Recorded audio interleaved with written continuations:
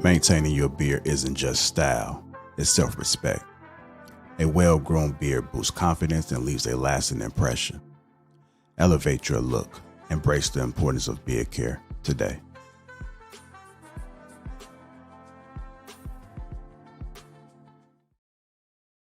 What's the first thing women notice? Your face. That's why you got to take care of it. Simple things like getting a haircut, grooming your face, and brushing your teeth is important. But there's one thing guys miss and that women always notice. It's when a guy isn't taking care of his skin. That's why I'm so excited to have T. Shanley as a sponsor of today's video. T. Shanley simplifies the process of taking care of your skin. They provide you with all the products you need and nothing you don't. Seriously, I don't think some of you believe me when I tell you how much implementing a quality skincare routine will improve your confidence in all aspects of your life. I recommend you start with the Level 1 system, which comes with all the basics: daily face wash, exfoliating scrub, an AM moisturizer with an SPF 20 and a PM moisturizer. But and to make it dead simple for you guys, they provide an instruction card in every box that tells you when to use each product, how much to use, and in what order. But because T just sponsoring this video, they're offering you an amazing deal. Just click the first link in the description and get 40% off your first skincare system and free gift. Plus, as a member, you'll get 20% off for life. By the way, one of their new gift options is a silicone body scrubber, which is a $20 value and a complete game changer. Once you use this, you'll never go back to a regular loofah ever again. So don't wait any longer. Click the first link in the description to start your skincare journey today.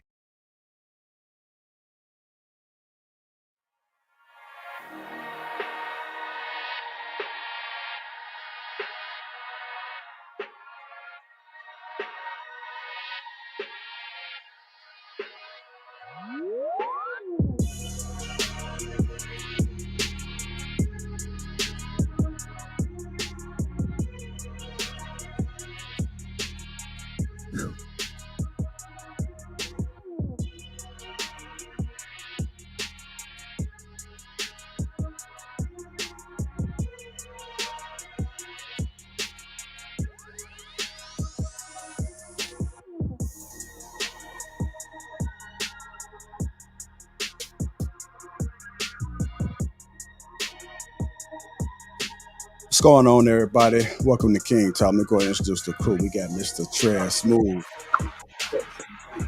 We got Law. Lord Sean. What up? What up? Lapeef Network. Welcome to King Talk. What's going on, gentlemen? What up? What's going on? What up? Somebody mic loud, ain't it? Was it on?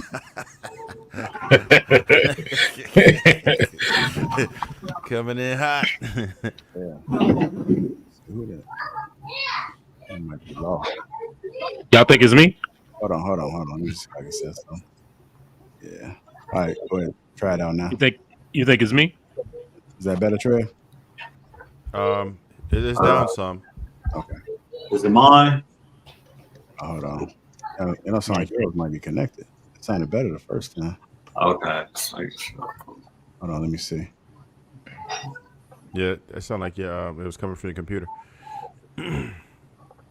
Oh my bad. All right, what about now? Yeah, it's better. Yep. Oh, perfect. All right, I guess we had a failed sound check, man.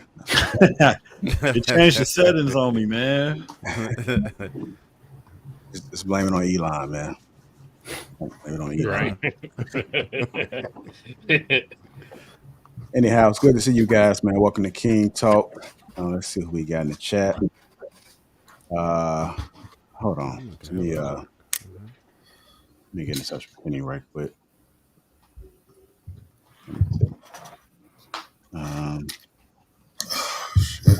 Okay. I see you, Kenny. I see you. Let me see.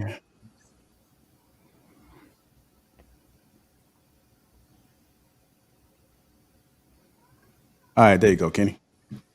Anyhow, man, we got Royce in the chat, August Knight, Jolie, Erica, Dorian, Dale, Matthew, Angela Swift. What's going on, everybody? As you guys come in, make sure you hit the like button and also make sure you subscribe to the channel. Let's go ahead and get the housekeeping out the way. Shout out to the sponsor, T. Chanley, Uncomplicated Skincare for Men. You guys get 40% off along with a free gift. That's 40% off along with a free gift. And if you click the link that's in the description and become a member, you get 20% off for life. This is for your skincare for men. This is for your beard. If your beard is patchy, it's not connecting, it's not growing, you got the struggle beard, this is a 4-piece kit right here. We do sell a 2-packs for the people that's already got something going and y'all not struggling. But for the people that's struggling, and if you just want to maintain a healthy beard, I suggest you guys click the link that's pinned to the top of the chat. And it is also in the description. There's a Assured Man King on top. With that being said, we got a great show ahead of you guys. I'm going to try to stall a little bit, see if Kenny come on up in here. How you guys doing? Y'all ready for football? Bruh. You know it. It's here. Anybody on the panel that don't watch football? Yeah, that's me for sure. That's why I ain't say anything at all. I ain't even gonna lie to you. I would like to be a part of the crowd, like, hell yeah, go Rams. But y'all start asking me questions, I'm gonna be lost. Okay, do you watch any sports? No, I don't watch sports at all. Yeah. I'm just trying to figure out like what y'all was doing in y'all childhood. Did y'all play sports? I play sports. I mean, yeah, no, a little bit, man. But watching it just don't entertain me, Yeah. What about gaming? You said what? What about gaming? No. Nah. Oh, damn. I mean, bro, I go to the gym. I got kids. You know what I'm saying? Like, I'm like full production. You know what I'm saying? Well, we was talking about childhood. Oh, child? Nah, man, shit. I was working. That's my dad. Damn, slave, child. They got some child labor laws against that, man. Man, bro, my pops would have went to jail if that was the case. He was doing all kind of shit. I know how to put down hardwood floor, tile, paint. Bro, I know how to do all kind of shit. Trust me. Changing brake tires, hoeing the lawn, putting down bricks on the driveway, you name it, bro. Man said, "What sport?" He said, "What is a sport? My sport is putting down plywood and shit." Man,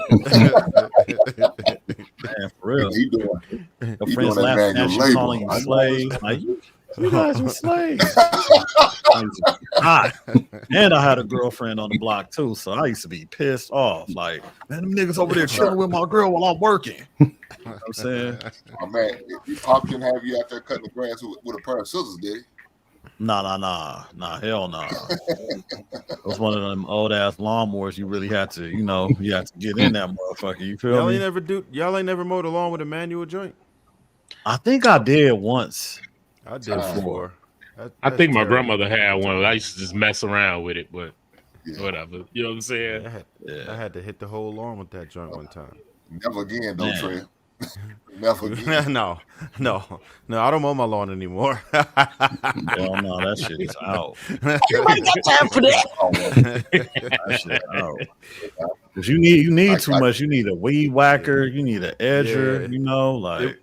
For my yard in particular, it takes about 2.5 to 3 hours, and I'm like, nah, I would rather do what I do for 2.5 hours and pay that for like 3 weeks. I'm out there, man. You want to know what's crazy? Listen, like the people I started out like that. The people that do garden, they gotta sit down come over. Man, they knock it out within like 30 minutes, but they work as a team. And I'm like, if I did it myself, it'll take 2 hours for sure. Hey, what? Yeah, it'd be like 4 cats. Sherm, what they look like? My complexion, Oh, they your complexion? Little light brown, you feel me? Or whatever. Right. Their name ain't Tyrone Johnson, I'll tell you that shit. Right. The name Juan. Right. Juan Valdez. For real, they be coming through busting. You be like, damn, y'all move fast. Yo, it'd be like 20 minutes to a half hour. I'd be like, damn, y'all just started. Right. But yeah, they got the tools for that. Man, bro. They got one of those industrial ones you ride on. Pause. And they just Man, they got that zero going turn. in. They got that zero turn. Hey, where's everybody from though? New Y'all- Jersey. I'm in New Jersey. I'm Kentucky. You know, Hey, Chicago. Nelson, That let me city rap in- with you before you go. best city in the world, right. Chicago. Chicago, Kentucky, Jersey. Lapeef, where you from? Chicago. Oh, okay. Yes, I'm the only LA dude on here. Okay, Yeah. cool. I was Man, I don't even know they have black people in Kentucky. Don't do that. Don't do that.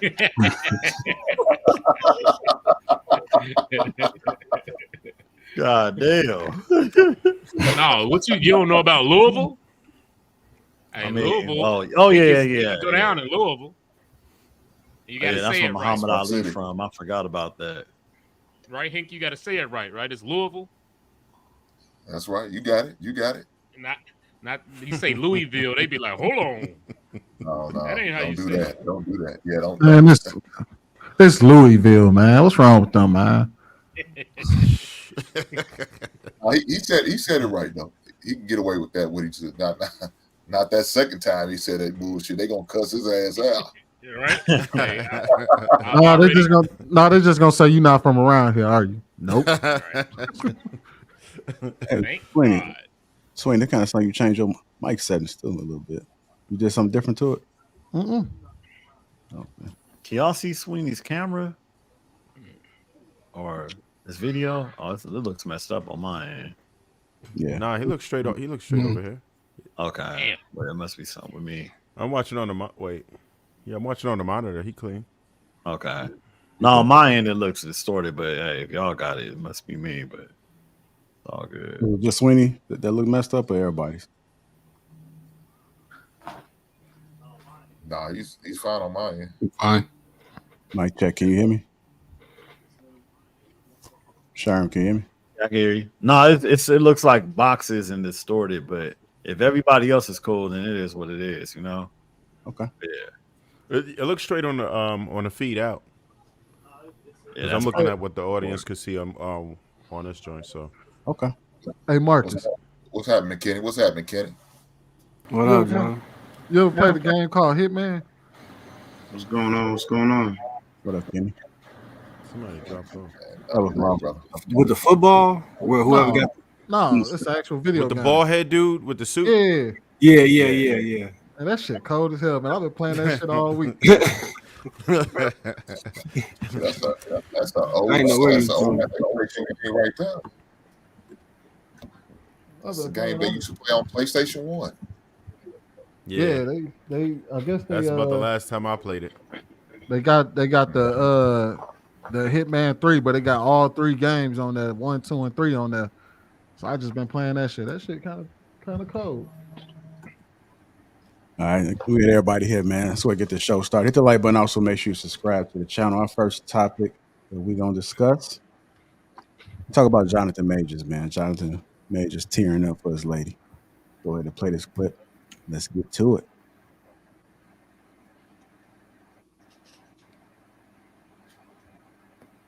Join me in welcoming the recipient of the Perseverance Award, our brother, Joe Nathan Majors.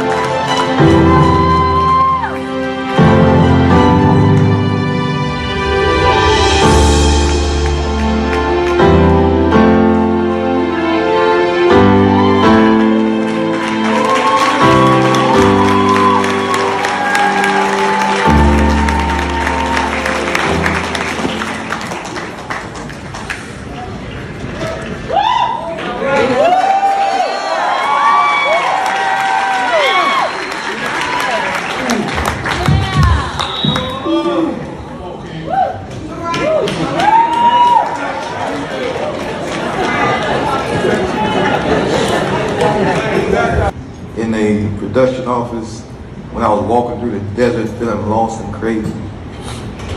Put a battery in my back, as he says.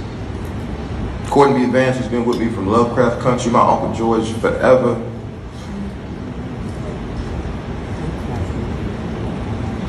Whoop Goldberg fed me and Megan one day when he wasn't hungry, but we was over there hanging out.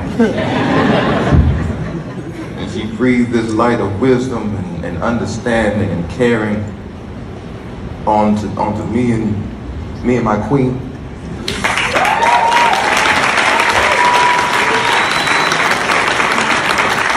And it was Whoop who allowed us to understand the support of community.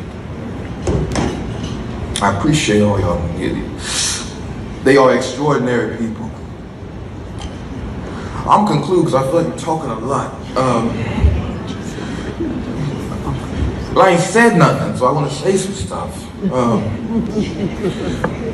I once believed that I was self-made from the mud, made it out of Texas. I'm here.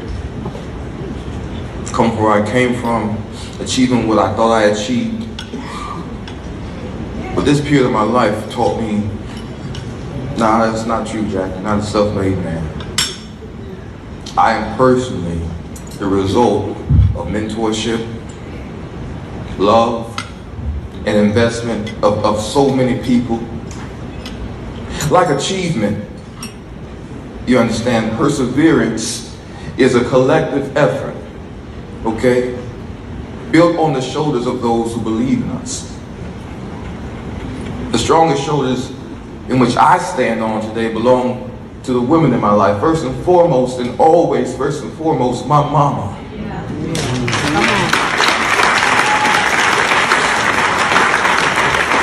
My mama who brought me into this world on September 7, 1989 in Longport, California on a military base and stood behind her 34-year-old son as she heard him say guilty. And when I turned back to her, she smiled at me and said, "It's okay, son. I'm on her shoulders." And second, especially, Megan.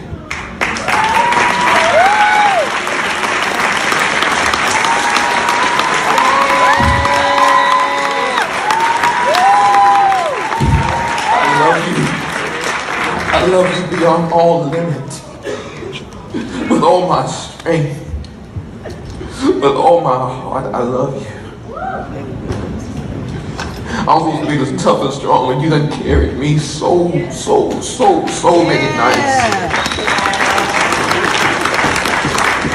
I love you. Through the fire. My sister, my aunt, they know who they are. Well.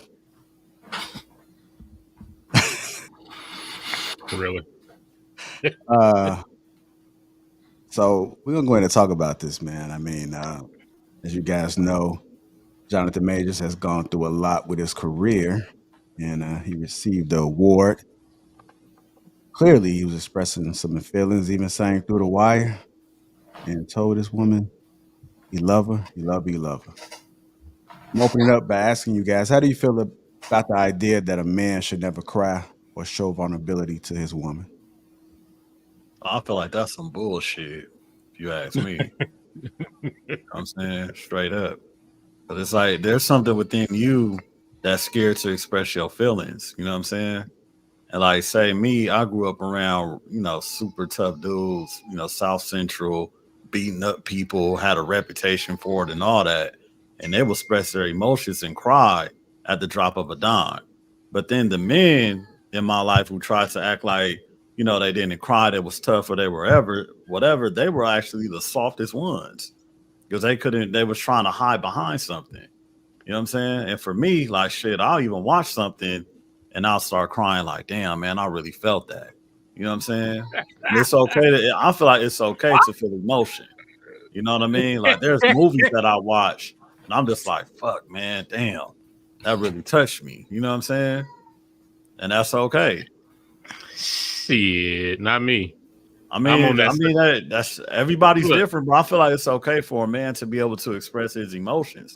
You know, it's not like somebody could go up to that man and call him a punk or call him a coward. Like his whole career basically got fucked over a case that he went through by his ex-woman, you know, a woman that he was in love with. You know what I'm saying? And he's facing a case, facing jail time or whatever the fuck they're gonna do. He lost his Marvel contracts, all kind of deals, bro. He was a Marvel character. You know what I'm saying? And so he went through a lot, and you can't really define how somebody should respond unless you went through what they went through. But also, you have to mind like what this man has worked for. You know what I'm saying? And his status. You know what I mean? To work your ass off to become the type of actor that he is, and damn near have it wiped away, man, I'll fuck you up. You know what I'm saying? You embarrassed. You're embarrassed in front of the whole fucking world, bro. Like this ain't like a couple people know. The news is on your ass. It's everywhere. People following you, asking you questions, all kind of shit. That could fuck somebody up. I mean, I get it, but on the flip side, Joe, I'm big on the, you know what I'm saying, is that doing all that crying all the time is not gonna change nothing.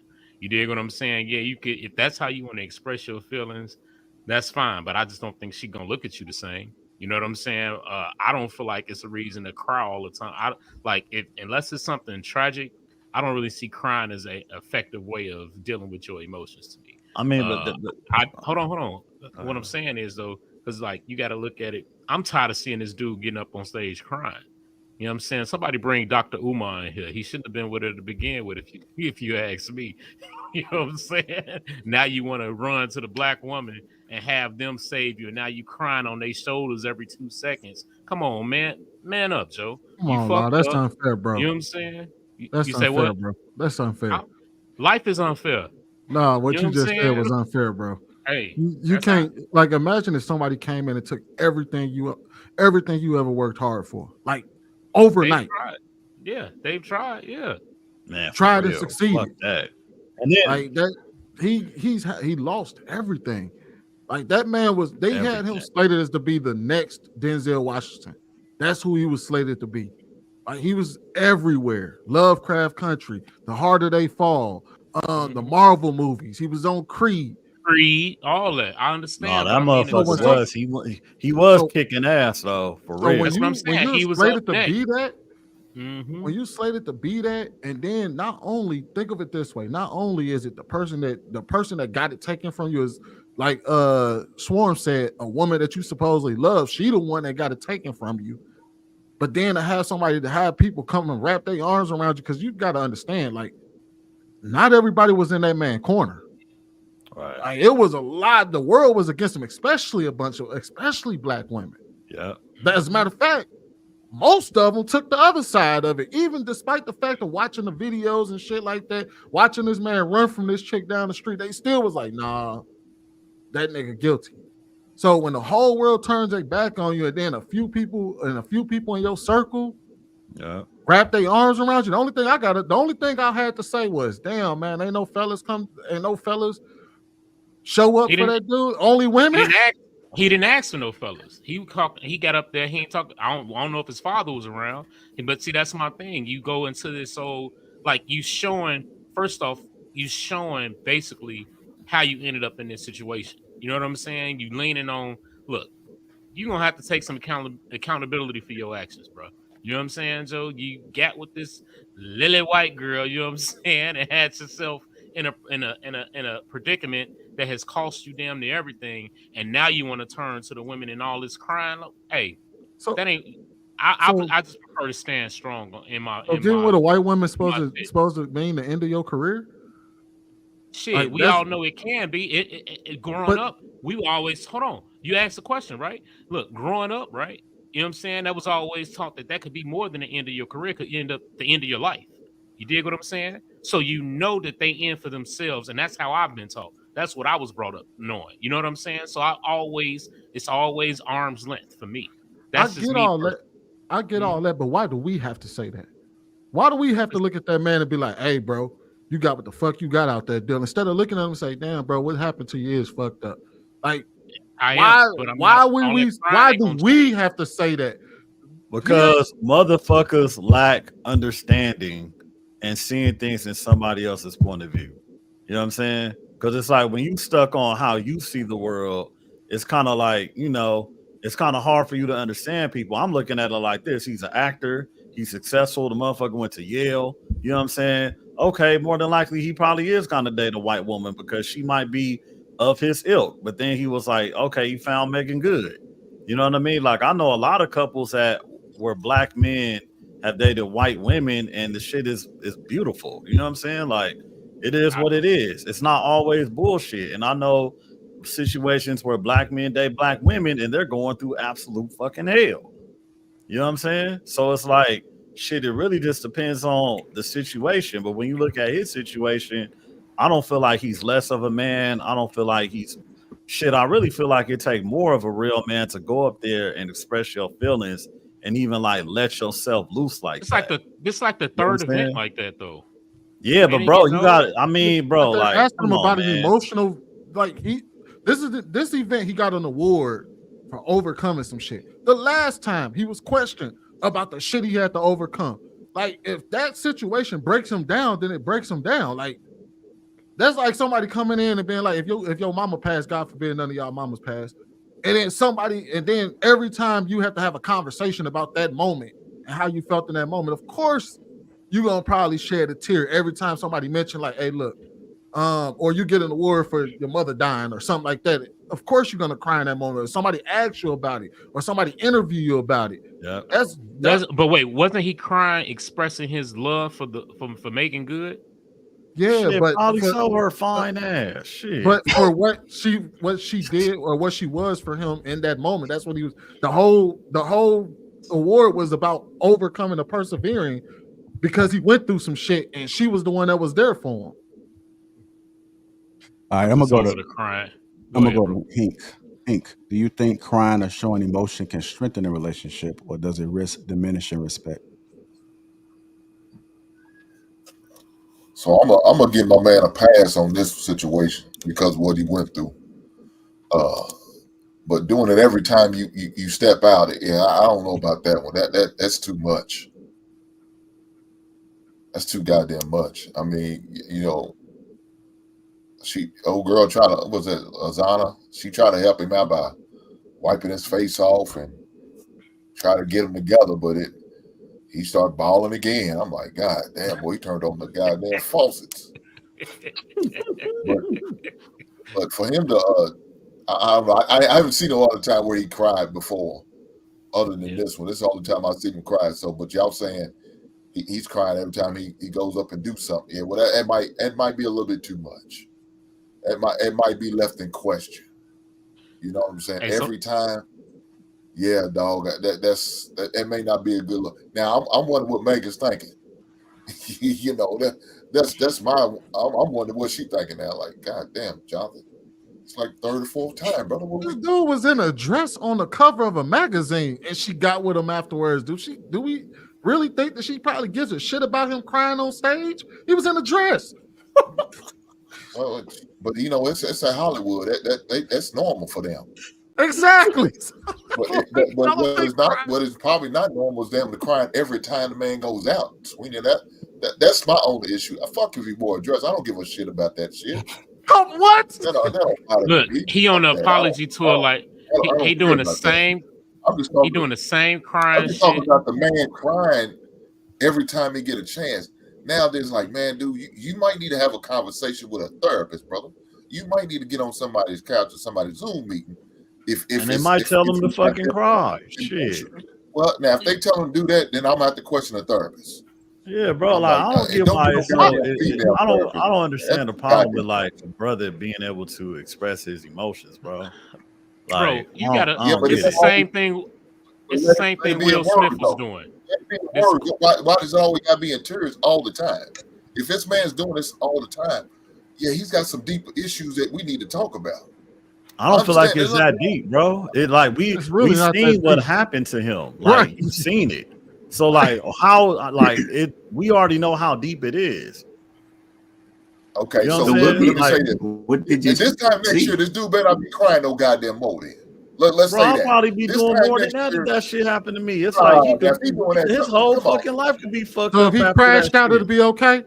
If he crashed out, said "fuck the world, fuck all you niggas" and all of this, and he crashed out, we'd be sitting over here talking about, yeah, Jonathan fucked the system.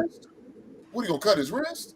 No, I said, what if he crashes out? Like, start, you know what I mean, going off on people and going, you know what I mean, going the Chris Brown route. Will we then be like, oh man, yeah, bro, that's a hard way to go stop about beating up white women. Man, Sean said he need to cry some more. Then let his ass cry some more. I mean, bro, like I know people that attempted suicide, you know, people that did it. So I'm just like shit, all the shit that he went through.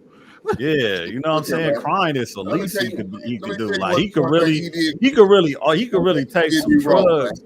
He could take some drugs, bro, and really off himself off of the shit that he went through. What he did wrong. You know what I'm saying? He got with that crazy ass shit. That was one wrong thing he did. Unfortunately. Again, I don't see that every goddamn day. I don't do all that shit. Niggas be full of shit, bro. Because it's like if you went through that shit, you probably would be all fucked up, smoking weed, drinking every fucking day. You know what I'm saying? If something happened to you, how many people gonna know? Like 30 versus like millions across the whole fucking United States. Everywhere you go, somebody in your face talking about that shit. We ain't even like talking about the pressure that he has to go through. But sir, again, I don't want to get no excuses, man. Nah, bro, it's like it's cool for you because you ain't no fucking celebrity. So you know what I'm saying? It's gonna be looking like he's looking for sympathy all the goddamn time. Come on, man. He's not looking, he ain't looking for sympathy. He was expressing his love for his mother and his woman. What it looks like and what it is two totally different things. You can't just put something on him. But if he's doing this shit every goddamn outing, it's gonna look like he's overplaying his bullshit then. Nah, hell no, bro. He's on an apology I know you're tour. an actor.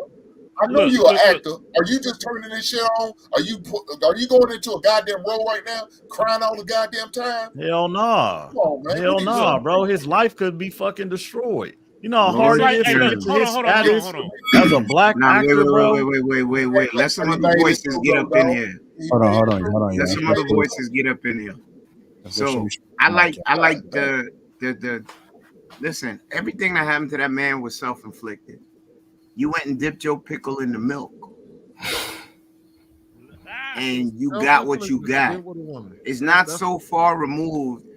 Supposedly this woman that loved you that actually tried to throw you under the bus. Then you came on home, got you a nice little chocolate, and you crying on Ayanna Van Zandt. You know, my mama. And what happened to all that when you was on top of the world? You understand? He's an actor. So I have to be very careful with showing empathy to this man. Because everything that he got is what he lined himself up for. You understand? You didn't have to be that way. You had results that you and her got in scuffles before. Let's not jump over that. That wasn't the most sane relationship. There was some toxicity there. But you know, you get that agreeable little bony white girl with no butt that line up the coke can, the white, the Bolivian, the way you like it, had the pepperoni on the side. You understand? When you're doing drugs together, y'all fighting and make love. So are you saying you'll have sympathy for him if it was a black woman that did it to him? Are you saying you'll have sympathy for him if it was a black woman that did it to him? Okay, Sweeney, hold on. Let me get there. I'll answer your question. I'm trying to figure out how does her being white have to do with anything. Okay, so allow me to get there. You just chopping in a point. Y'all want to hold monologues. Let me build a little bit. Ain't nobody let you build on that boot. No, I'm just playing. Go ahead, bro. Okay, so it happened to be okay. How many times? Okay, since you want to answer it real quick, how many times do you see that happen with high-profile black men and black women together in Hollywood? A whole lot. A whole lot. Name it. Name three. And don't say fact, Cardi B. I can name. Well, Cardi B would be one. No, that's not Hollywood. What was old boy name that was Hollywood, brother? Cardi B. Reality TV in Hollywood is different. Cardi B. Also, what happened with what's the old girl name? The actress, and she beat up her boyfriend on camera. She was abusive in that relationship. What was her name? Went on stage with Usher. What the fuck was her name? What, Keke Palmer? Keke Palmer. Keke Palmer. Yep. Yep. Keke Palmer. What realm was it? Keke Palmer is a major movie star like him.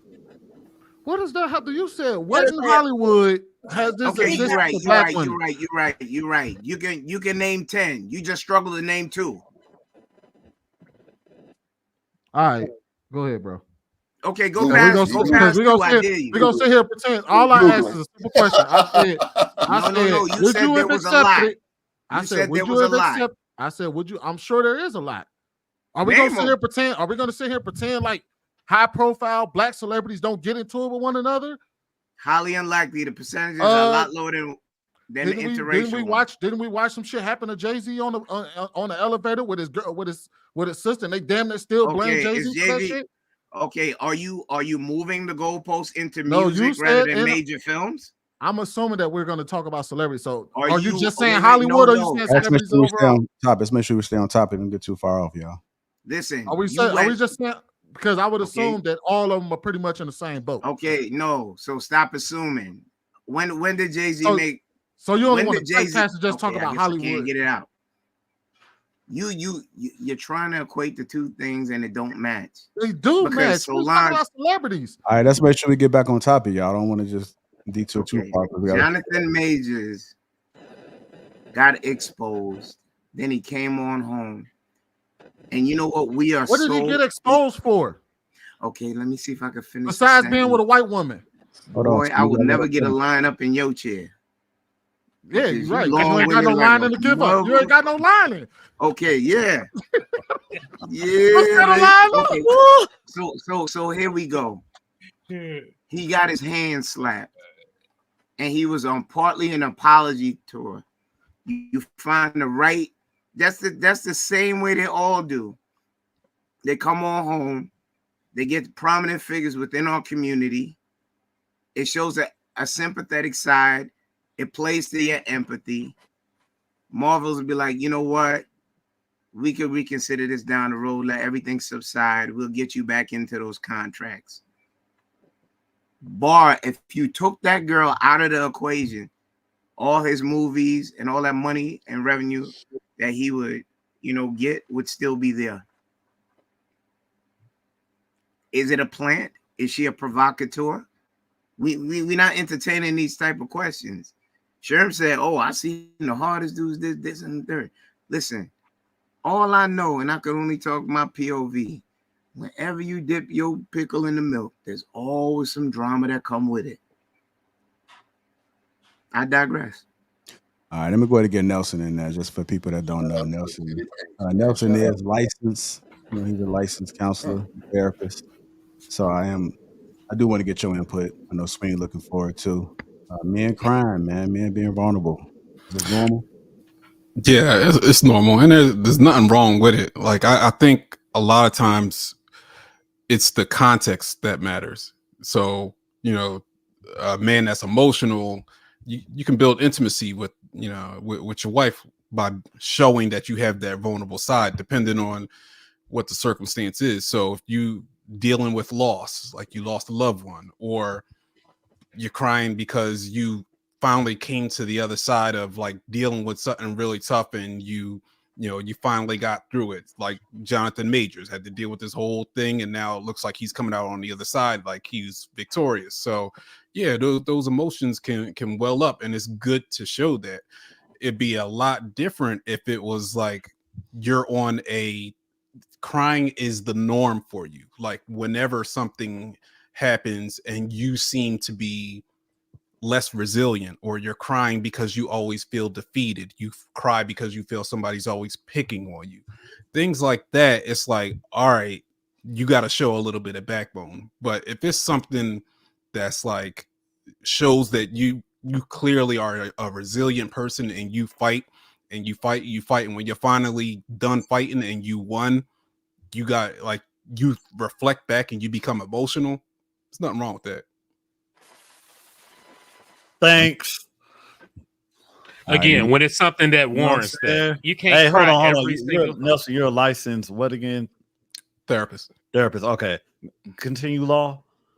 Like I said, he also said that if you're doing it all the time, it becomes a crutch, and now you're using that as like trying to get sympathy. I'm over the sympathy at this point. I'm also at the point with them that like, look, bro, take some accountability for that garbage that you put yourself in. You put your pickle in the milk. You feel me? And I'm gonna use that from now on, Kenny. You know what I'm saying? You put your pickle in the milk, and you surprised when they come out spoiled. I don't want to hear nothing, dog. That's All that. right. You We feel go me? to M. White and then Trev. Go ahead, M. White. Can you hear me? Am I clear? Yeah. So yeah, I don't want to demonize nobody for crying if they. All right, so this morning I went to a funeral. Right, it was a 20-year-old boy got shot and killed. Mother and father, seemed like great parents. They was there his whole life. You look through the lineage of how it was going. 3.75 GPA, sophomore in college. When the mother was walking to the casket, she break down and started crying. The father was right behind her. I don't think at that moment that's the right time for men to be breaking down because you gotta like have strength for your family. That's how I view it. He stood tall for his family in that moment. As it was time for him to go speak and get a eulogy, he was standing there with the weight of the world on his shoulders, and he was carrying. I think that's how men are supposed to behave. That doesn't negate the fact that you have emotions. I think that there's a time and a place to express it, but just the way my ideology is formed, me personally, I don't think that that's big enough to be like sobbing and doing repetitively on. It could come off as performative, but I don't know his specific scenario to know if that's truly what's happening or if he really is just working through it. And every time he's just so grateful it hits him in that way. People deal with stuff different. My way of going about it. Like when my father died when I was like in third grade, I cried. I didn't cry until my daughter was about to be born. So probably 30 years into that point. So I think I might have a jaded sense of just life. So I don't view it the same way. So to me, it do come off as weak. Like, man, stop whining, bro. But that's just how I view things. And I can't put that on him. I know that's like internally, that's what I would be thinking. But I don't want to disregard somebody having emotions or how they express their love for whoever they express it for. But I personally wouldn't be doing it. I'm not about to beat him, kick his back in either, but I just wouldn't be doing it. That's all I got. All right. Go ahead, Trey. All right. So in life, I truly believe that there's always got to be balance, right? So with anything, when you're showing your strengths, your weaknesses, but at the same time, we have to understand, if we look at what he said, everyone who he had to thank was a woman. The man likely didn't have any male role models that would really mold him into the man that he should have been. So understanding that, it's like, all right, can we get into that perspective? If you didn't have good male leadership in your life, you're not going to be equipped the same as somebody who did. They're not going to tell you, yo, man up. Hey, you know, this is cool. This is not. If you're raised by women, you're going to be emotional like them. It is a human response.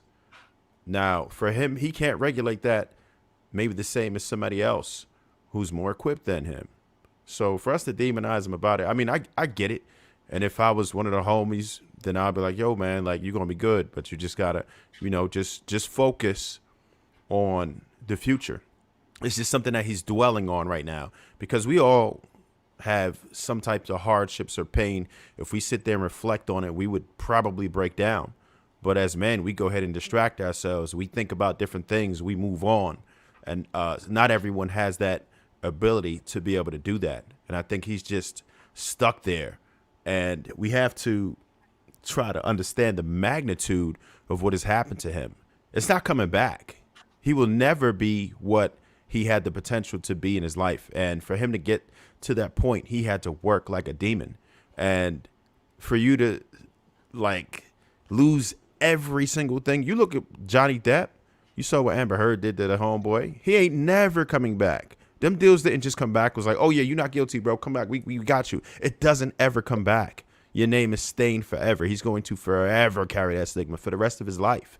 He's always going to be looked at like that in a certain way. So it's like, damn, everything you've ever worked for, you were on the top, and you know that it was because of your hard work. You're ready to receive the fruits of your labor, and it's stripped away from you. You can't provide for your family the same. Your legacy is tarnished forever. Your name is mud to certain people for the rest of your life.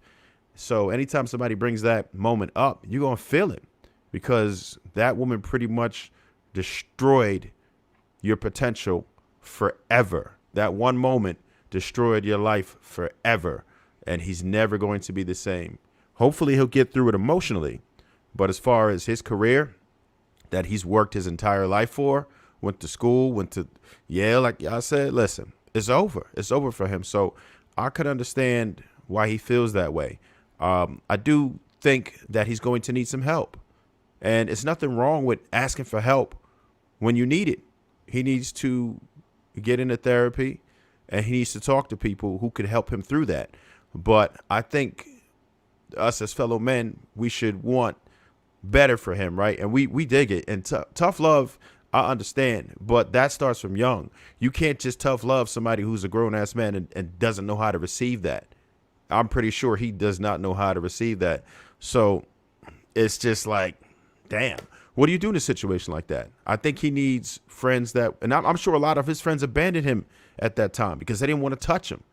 Like, it's not just the fact that happened to his career. I'm sure there's a lot of people that were in his life that just was like, oh, nah, bro, you too hot. I can't be around you. I can't. Nah, we not stepping out right now. Nah, I'm gonna wait till shit cool off. And then you start finding out that people who used to really be in your life and you thought really mess with you, they don't. That's a hard pill to swallow. Your whole life has been altered. So I would just encourage men to kind of understand that we're not all equipped the same, right? We weren't all afforded the opportunity to be the model men that we are right now. We were privileged to have the people in our lives who got us to where we are right now. So I'll leave it there. Quick, before we quick question, who, like, and I know you didn't actually say this, Trev, who are we to tell Jonathan Majors to man up? Like, is there, like, to look at what that man did, right? What he's accomplished in his life, we gonna seriously look at this man and be like, nah, bro, you ain't no man. Yeah, no, that's real shit. So to answer that, Joe, I want to understand at what point did we start giving all this sympathy to Joe? Real talk, let's strip the names away from it and all that. Bro caught a case and got fired. He caught a domestic and got fired. If anybody else was doing that, caught a case, you caught a domestic and you got fired from your job and lost this, that, and the other, who gonna have sympathy for that? Like, bro, stop all that damn crying, nigga. You put yourself in that situation. Stop, but now we gonna have sympathy because he an actor and he want to cry every 2 seconds. Come on, man, stop. I know plenty of cats that ain't caught a felony and goddamn it, they whole trajectory of their life change. You dig what I'm saying? Like, I don't care about all that. I want to, like, don't come to me crying, bro. You gotta pick yourself up. You know what I'm saying? Are we really gonna pick yourself up? Yeah. Are we really gonna sit here and say that, hey, if a dude caught a case where we can clearly see that man is virtually innocent, and he still catches a case on a technicality, that we would sit there and be like, man, bro, nigga, man up, bro, and he loses everything. We gonna sit there and look at that dude and be like, man, bro, yeah, I know all that shit happened to you and it wasn't supposed to happen to you, but nigga, fuck all that shit, bro, man up. We say he lost everything or he lost his job. He lost everything. It ain't just his job. He lost endorsements. He lost the movie roles that he was in. He lost money. He lost his notoriety. There's more to what money did he have? What money did he have? Like, here's my thing. He's in a lot better position than 90% of the brothers that I've seen catch a goddamn case. You're a multi-millionaire sitting on bread. You need to figure out something because you put yourself in that situation. You the one doing cocaine with the white girl. You the one out here getting drunk in the street and you knew she was volatile. This wasn't y'all first time, like Kenny said. So I don't want to hear the crime, bro. Take some accountability. You caught a case, yes. What do you mean? So you mean to tell me, all right, so now, so I'm gonna keep it real. I don't respect, if you're doing cocaine, I don't respect it, right? So first off, now you're doing cocaine and you get yourself in a situation that gets you a case with this young woman. Now we all gotta coddle you. Come on, man. You put yourself in that situation. Man, it's not even about the case itself. It's also about it being publicized to the whole world. Like a lot of us have private shit that happened to us, bro, that we wouldn't want the whole fucking world to know. You know what I'm saying? Well, so it's not but just when you simple are on like, that stage, oh, you caught a case, you're a bro. public A lot of people catch cases and it's not publicized to the world, and they can still go on and go about their life. You know what I'm saying? You're This a is like public figure. everywhere he goes, anything he does, cameras in his face, TMZ's right there. That's not average, bro. But they were there beforehand too. So that also means that you need to. Have move you a ever certain participated way. in drug use? I smoke weed. That's Same it. difference. No, it's not. It's legal. Yeah, it is. Lord Sharm, you from Cali, right? Yeah.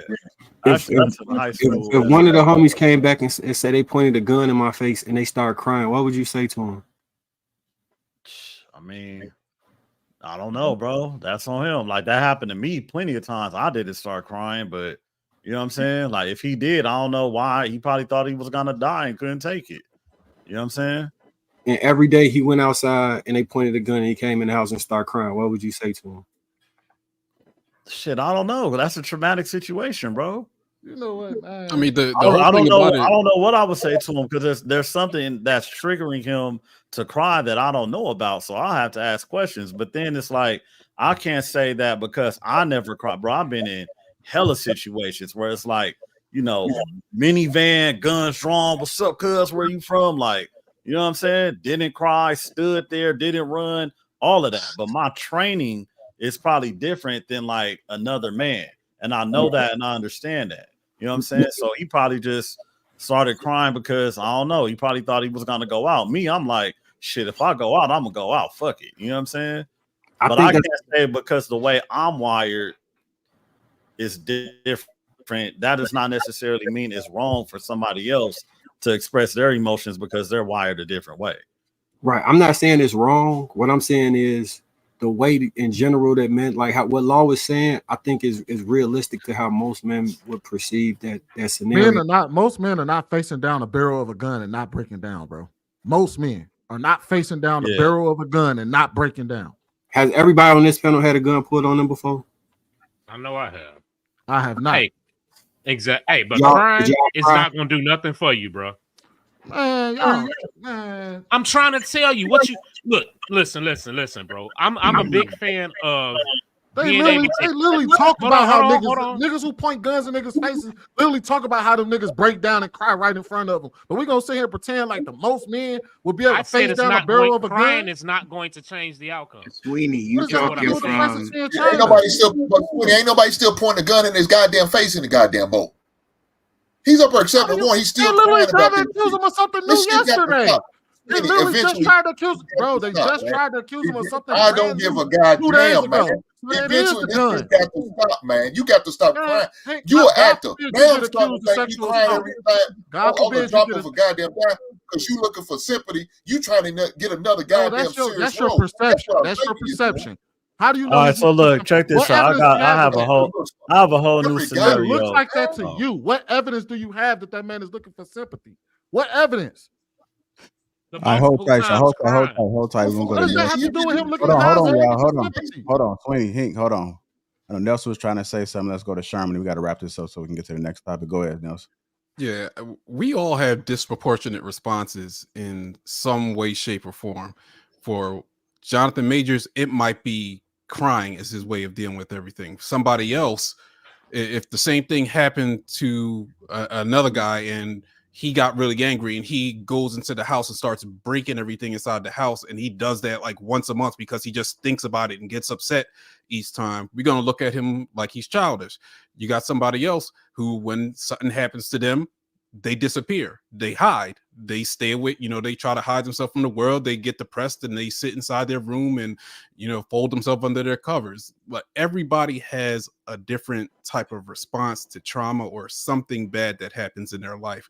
Not one response is better than the other. Just because he decides to cry all the time, to me, that's no different than somebody that goes and punches a wall and throws around everything inside the house. All of us have our own ways of dealing with things. Not one is better than the other.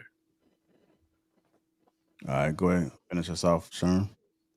All right, so I watched the interview that Black Sam had with Big Boy on Friday, right?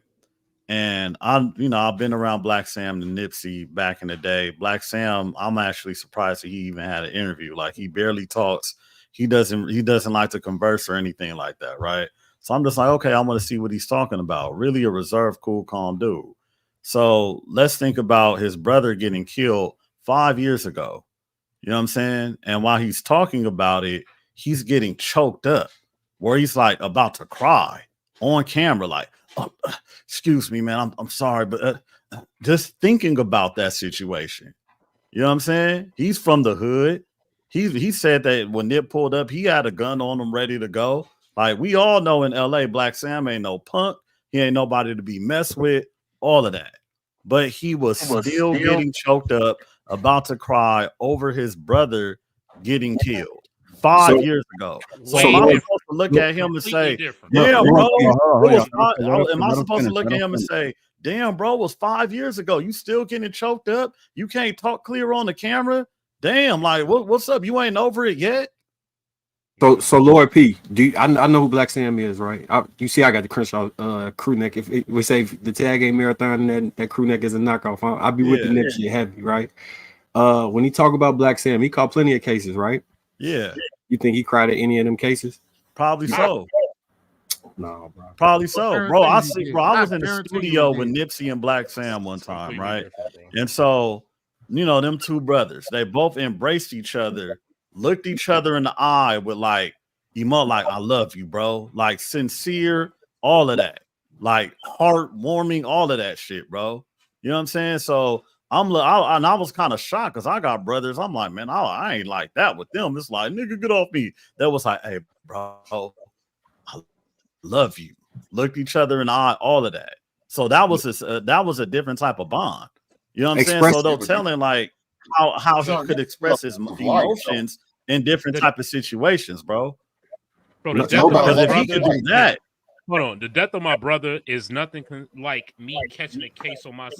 No, you ain't supposed to cry for that. No, you're supposed to chuck that shit up and get over it. No, because now y'all get over it. The first thing that I said, there are certain times where it is okay, where you should be expressing those emotions. But that kind of situation, I could see when you first lost your gig, when you first got fired and all that, you might want to have that. But every time you have to go up and stand as a man, stand on some fucking shut up. Bro, Stop this with is all only, that whining. this is only a year old. What are you talking about? Listen, bro, look. This is literally only a year old. And ain't nobody died, and you still walking free. The only way for a man to cry is if somebody die. That's the only way for a man to cry is if somebody die. That's what we saying up here. No, I just said when it first happened, you goddamn it can have that realization and do your thing. But the point was sitting up there crying in front of your woman all the goddamn time. So if somebody came up there, like the thing is, this is the problem with us as men, because we can sit here and watch a man get everything taken away from him right before our eyes, get falsely accused. And matter of fact, was just falsely accused 2 days ago of something else. And we're gonna sit here and be like, yeah, nigga, chuck that shit up. Man, y'all are wild up here. Stop crying about it. Stop crying about it. Sweeney, do you think that you're right? God forbid something happened to you think that's to a larger conversation?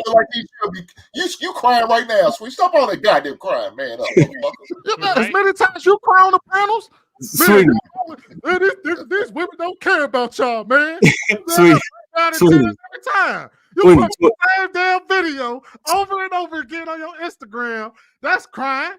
Sweeney, do you think to a larger conversation, him wearing a dress, him taking them pictures that seem kind of suspect, him crying all over the place is part of the feminization of black man? Facts. Feminization of him? That shit ain't got nothing to do with us. Hey, what does that have to do with black men? He's a public icon of a black man. So now he's a representation of you. You don't think so? Black men are No. representations of you when they on the spot. Well, we defer. Because I could swear when somebody do something crazy online, my first question is, was it a black man? And as soon as they say something, they be like, "Yeah, black man did X, Y, Z." So we can say that we're not monolithic. I fully agree with you.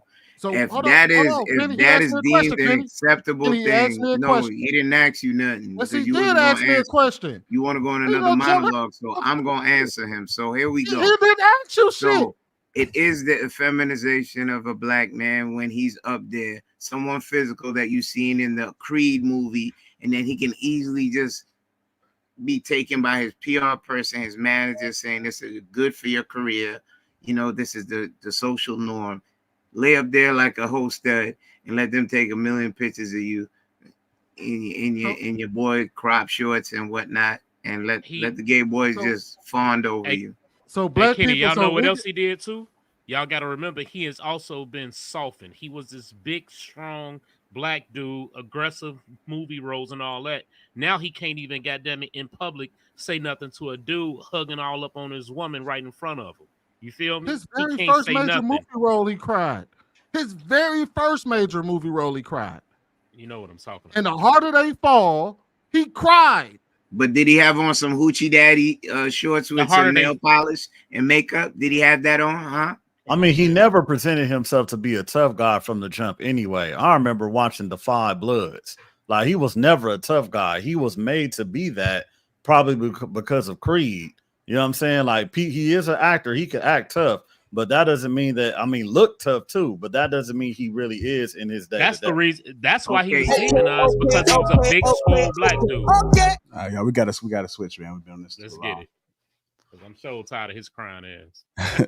We got $11 says, Hink, you and Jay, I be crying every damn time the Bears lose. Crying like a motherfucker. Want to explain that? Y'all should have seen him crying when they got rid of Justin Fields. Shout out my homie. $9.99. That's my homie California Grown. What up? What's going on? All right, let's go ahead and move on, man. Kirk Franklin says marriage has been weaponized in Western Christianity. Marriage has been weaponized in Western Christianity. Giving has been weaponized in Western Christianity. Sexuality has been weaponized. For example, any woman listening to this can attest in our culture. Don't be no 30, 35-year-old single black woman and go to the family reunion. All the older women are going to do them. They're going to look at you and wonder, why you not married? Where your man at? Where your kids at? Like, it's a prerequisite for identity and value, that if you don't have a man, if you don't have kids, that something about you is broken. Do you understand how dysfunctional these messages are? Yeah. Paul said, but marriage is a necessary distraction. I have many friends that were in ministry at church, and the church has told them, if you're going to be in ministry, you can't be single. We're not going to let you work with the youth ministry if you're single. You can't do this if you're single. And so what people do, they quickly get married thinking that they're fulfilling God's will for their lives, but they are fulfilling man's dogma. You can be single and be used by God. You can be single and have purpose. Being married is not a prerequisite for God's hand on your life. It is not, but we've weaponized it. And then crucify people. Where my camera at? Right there. And then crucify people when those same marriages fail. All right, let's go ahead and get to it. I'm going to go to you, Sharn, first. Why do you think marriage is often viewed as essential for living a fulfilled and blessed life in many religious communities? Because it's human nature, first off, and every religious community and every culture admires marriage, period. You know, and I feel like black people, they tend to like give too many exceptions when it comes to the way things should be done. Because I actually commented on that video on a post, and I said that in the Bible, it also says whichever man finds a wife finds favor amongst the Lord, or something like that in Proverbs, right? If a man finds a wife, he finds a good thing. So I'm like, why isn't he talking about that? Kirk Franklin is married. He has a wife. He's been with her for years, but now he's pandering to other people saying, well, but you know, nah, you could still. I mean, yeah, you could be used, but it's like there's certain standards that need to be met when it comes to different religious sects. You know what I'm saying? And it that makes sense to me. You know, because it's like nobody could be president in our white Judeo-Christian society and be a single man. You know what I'm saying? Like amongst other cultures, it doesn't even make sense for people to even have children and not be married. You know, like I remember when I worked at a place, I was a real estate agent in a white neighborhood. I was like, yeah, man, I have a kid talking to this older white man, this, and that. Then he was like, are you married? I said, no. He said, you're stupid. Right to my face. You know what I'm saying? But then why was he saying that? He was saying that because I'm not creating a family with my child. You know what I mean? Like if you're going to bring life in this world, your child needs to have a foundation. Church needs to have a foundation. You know what I mean? And I feel like now they're trying to like, I don't know. I don't really like how the church is going because to me, it's like, you know, seeing people married in the church, creating families, that impacted me growing up. You know what I'm saying? Like, oh, this person, you know, our choir director, he married a woman within the church. You know what I'm saying? They created a family. They're still together to this day. And that was just like a beautiful thing to see. But now we're tended to be like, oh, well, people, you know, women probably can't find a man or men aren't good enough. So we need to make some exceptions. When I look at it, I'm like, nah, fuck that. Like, this is what it is. If you want to be a part of this religion, this is how we rock. You know what I'm saying? Period. Point blank. You know what I mean? And if you don't like it, you could go be a fucking agnostic somewhere. You know what I'm saying? Or join some other type of organization. But as far as this is concerned, this is what it is. And I'm not even Christian. I just grew up in the church, but I just, you know, I feel like a lot of the Christian values that, you know, my grandmother, you know, value, my mother value, my great grandparents value. Like I hold Christianity close to my heart just due to the fact that it helped my family within generations, you know what I'm saying, become good people and be on the straight and narrow path. You know, my auntie's a missionary, all that, right? But then I'm like, we have to keep up this tradition for the people that want to be in it and just do it the right way, that I consider the right way, the traditional way. And if you don't like that, then you could probably just go and do something else. So that's what I have to say about that. All right, I'm gonna go to you, Trev. Trev, how can single people cultivate a strong sense of purpose and spiritual fulfillment without feeling pressure to marry? Choose a different crowd. Don't hang around people who make you feel like that. Don't talk to people who make you feel like that.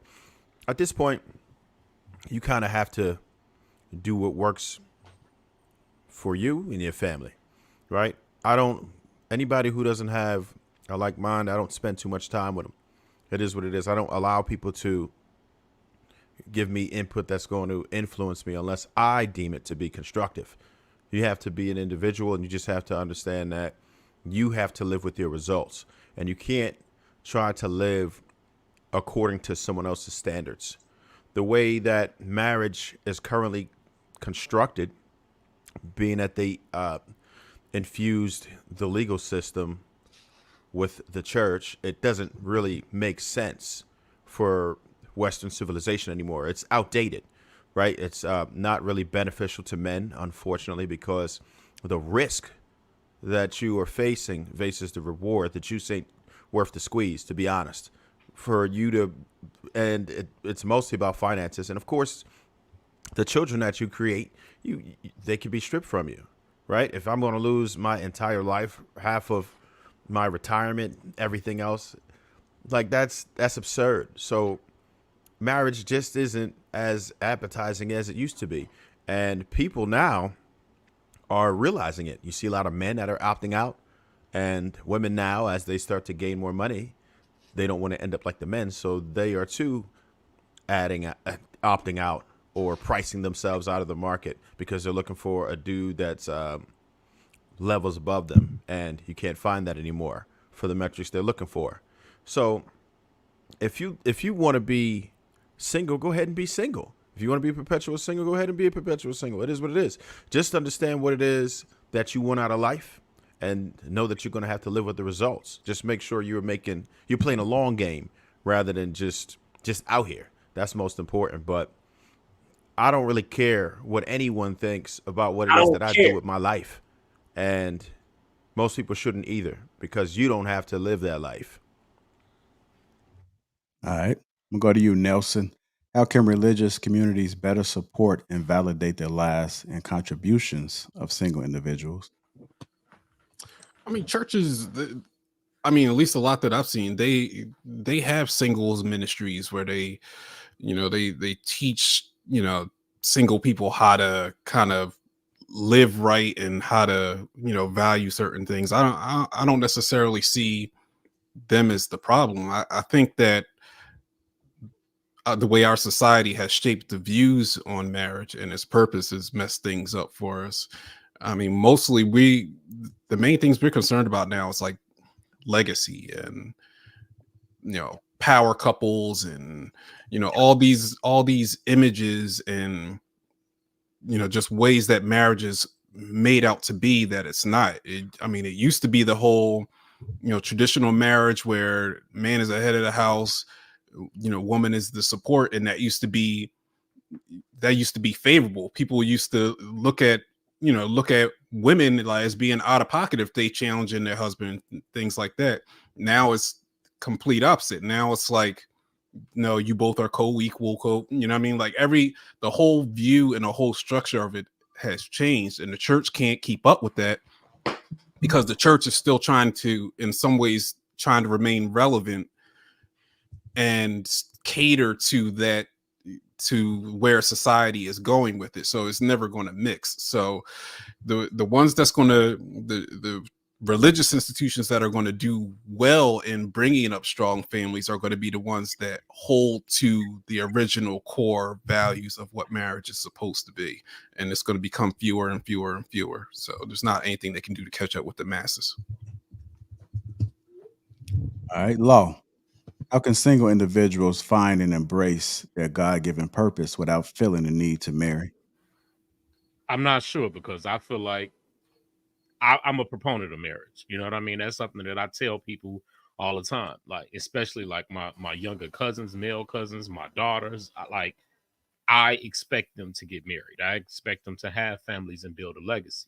I'm not a religious dude. I grew up in the church, under Christianity, but I'm not a religious dude, just based on the fact that I feel like with Kirk Franklin's statements, he's pandering to what 80%, 90% of what the Christian church is filled with. 35, 40-year-old women, you know what I mean, that aren't married. And I think when he says that Western culture are the ones that are saying that if you're not married by that time frame, something wrong. That's not just us saying that. That's a worldview. You dig what I'm saying? That's a worldview. And I feel like our purpose when we strip all this other BS away is to procreate, is to build a legacy, to build families. And I feel like the main thing that's happening right now is that enough people are just giving all these excuses as to why that's not what we should be doing. Everybody's in for themselves nowadays. It's always about me, this selfishness and that bullshit. Oh, I just want to be happy. That's not what it's all about. That's not what life is necessarily about. It's about being prosperous. You know what I'm saying? And building something. And I'm big on that. So as far as what they can do to not feel pressured, I don't know, because I'm a pressure their ass. Go find you somebody and have some babies. You know what I'm saying? Straight up. You know what I'm saying? Like, I'll keep it real. I'm on that. I'm on that big time. All right, go ahead, Sweeney. Shit. Who's in the chat? No, it ain't that. I'm just trying to figure out how to, because I wanted to respond to something that Trev said. Oh, go ahead. Because I don't think he heard your question. But I kind of forgot the question I wanted to ask him. But Kirk Franklin says marriage has been weaponized in Western Christianity. I don't think so. In fact, they pushing singlehood more than anything. They tearing apart more families than they actually putting together. The way that they talk in them churches sometimes, the way at least publicly, because I can only go off of what I see publicly. I'm not necessarily in the church. But when you talk about these major churches and what they say to these people out in open space, don't sound like they're for marriage to me. So what denomination are you talking about, Sweeney? Whichever one that the what's that one pastor name? Fucking the big dude that just got into some shit. TD Jakes. To the whatever. No. TD The dude out of Brooklyn or something, right? No, he just got some years. And then TD Jakes. No, not that one. Katie, what you throw your hands up? I just told y'all I'm not that part of the church, but I can tell from what I've been seeing from a lot of pastors and what they've been saying, it don't sound like they're trying to push couples together. In fact, all they do is, huh? Where's the example that you can point to? I think JR played a couple clips on this channel. I can't remember the name of that dude, that one pastor, but he was pandering to his crowd of single women. We see that a lot, actually. We've talked about it on this show, how we done seen pastor after pastor pander to single ass women about how men ain't good enough, how these men ain't doing shit. They not telling them, hey, look, go out there and find you a good man. Hey, putting couples together, doing couples ministries and none of that shit. They just pandering. Well, if you keep Sweeney, can I give you a specific example? No, but I'm sure you know. Sweeney, you've been on this show with me that we've seen this shit. And JR has played clips of this shit. So, Sweeney, I'll say this. I think it's one of those cases where you have a loud minority. I'll just tell you this, that most churches that are really good don't even have a media ministry. There's a lot of churches that have been sensationalized, and they are indeed pandering. Understood, but I would not say that's the majority at all. From my experience. Yeah, I didn't say that at all. I've been to a lot of them because there are some that are doing it, but it's just like anything else. Just like if you look at a lot of what you see on social media with women's gripes or men's gripes, when you in your life you don't probably have any women that are like that. I don't know about that, bro. I think social media is far more accurate than we give it credit for.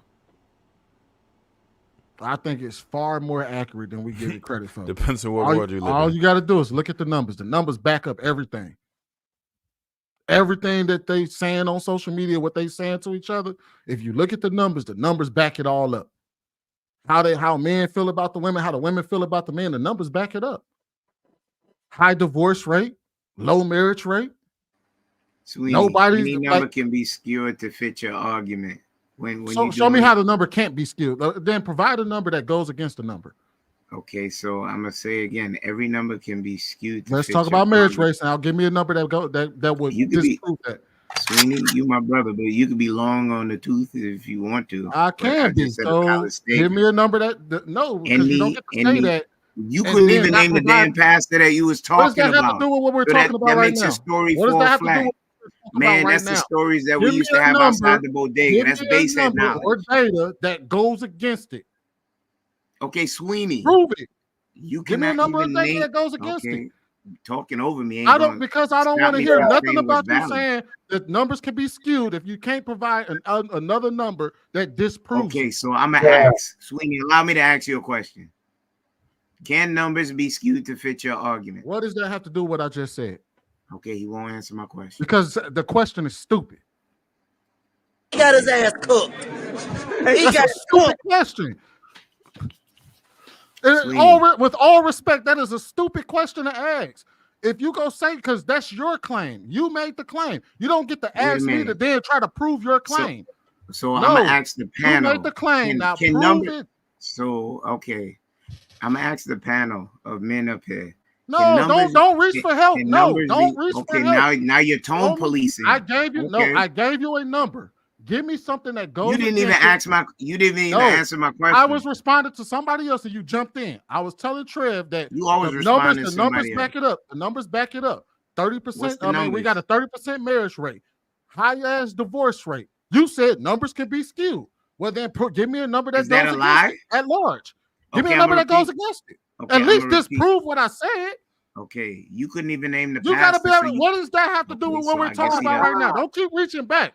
So why would you ask me something then go on a run on? So Sweeney, the question is, how is Sweeney? The question is, Sweeney, I know you sleep on the couch. Sweeney, I was just asking how that relates how that relates to it, because you were saying that they were the pastors were going there and giving out messages, but how does that correlate to the numbers being bad? Trev, he couldn't give you a number. Wait, no, because that statement and my numbers had nothing to do with one another. I said my statement was, I think social media is far more accurate than we give it credit for, and then I said the numbers back it up, and then I used what's numbers. The numbers? I said we have a 30% marriage rate and over a 50% divorce rate. First of all, I just looked it up, y'all. I've been sitting here talking the whole time, but I just looked it up. You was stalling. No, you was stalling. I've been saying it the whole time. All right, Josh, go ahead. What are you talking about? See, this is what happened when people lose arguments and they don't have shit. That's why JR, he just said, I just looked it up. When did I say I just looked it up? You just hearing shit. So what was you standing on earlier? What are you talking about? What are you talking about? He just be talking. Y'all see this shit, y'all? I know I ain't the one that's the only one that see this to shit. get back on topic, y'all. Kirk Franklin says marriage has been weaponizing Western Christianity. Well, let me go ahead and talk, man, real fast. Sharon, let me ask you a question. Is what's really doing? Is this crime? Is this what? God, what? Damn. Is this crime? This is what I'm doing. What I'm doing is crying, and you've been crying a whole lot. Let me here, man. There's a box of tissue for your black ass. I'll take it. Come on with it.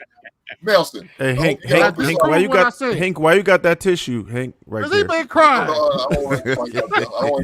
He been crying. Nobody has a box of Kleenex around for nothing. He been over there boo-hooing. Every time the camera cut off. Don't worry about that. Don't you worry about that. Nelson, do you have an open slot for Sweeney with his crying ass? Let me say this. As Kirk Franklin's been saying, marriage is weaponized in the Western. I don't know. I can't disagree with him. I can't, because it doesn't seem like they promote marriage no more like they used to. I don't think so. He's making it sound like they make it feel bad. I don't think they are. I think they're okay with the single ladies coming to the church and coming in and falling in love with the pastor. They all very drooling over him, salivating over this man, and he's not even, he's got his first lady up there. She's trying to fight them heifers off. So yeah, I think they're all for it, because they know they could get multiple incomes with multiple ladies. They're gonna bring their friend. They're gonna act like it's a goddamn club in the church. They're gonna have the questionable ass choir director. He gonna be a girly man. He ain't part of it. So it's all bad. It's all acceptable. They down with that bullshit. So yeah. I think Kirk Franklin's right. You say you think Kirk Franklin is right? Yeah, I think they are weaponizing shit. I don't think they're weaponizing it at all, because ain't nobody getting married. So I have no idea how. I feel like it's not. I feel like it's not as big of a deal anymore. Again, this is why I say I think they are. Is because they trying to make you feel bad or trying to make you feel guilty in certain ways. Now, I'm talking about the old school churches. Now, I mean, but hold on. Let's just stop at make them feel guilty, because to be honest, bro, it's not even guilty. It's like, hey man, what's up? You supposed to be on your shit. It's like if your woman taking out the trash cans, I'm gonna look at you like, hey bro, the fuck is going on? Like, you need to get on your shit. And that's where society is being fucked up. It's because we don't want to pressure people to being the best version of themselves. That's what's fucking shit up. But Sean, we could say that the same thing. The pastor could say the same thing to John DeMasia. Why are you crying all the goddamn time? You need the man to fuck up. Stop crying all the goddamn time. Take out the trash. You understand what I'm saying? Here's my thing. And they say, hey man, find you a woman. You need to get married. You fucking 38, nigga. You ain't got no kids. You ain't got no woman. How long you been having sex? 20 years? You tell me you can't find one woman out of the billion out here on this earth? On the real, and then on top of that, you talking to me about how many hoes you got or whatever. I'm talking to this guy, whatever. You can't even fucking, you can't find one. They got them. They just not trying to wife them. But see, and that's the problem is, Joe, you got to look at it like this too. They don't shame them no more. They let these women come in here. They come into the church pregnant with no husbands. You know what I'm saying? They don't. It's not even an issue no more. They had throw them a baby shower at the back of the church. You know what I'm saying? Back in the day, it was you get knocked up. Hey, it better be a wedding coming soon. You know what I'm saying? But hey, now we got birth control giveaways at the church type. You know what I'm saying? Like, you feel me? Come on, man. What church is Kirk Franklin a part of? Who knows? Not sure. That's something though. Probably have to research. Go ahead, M. White. I think he a part of First Methodist Pornhub.com.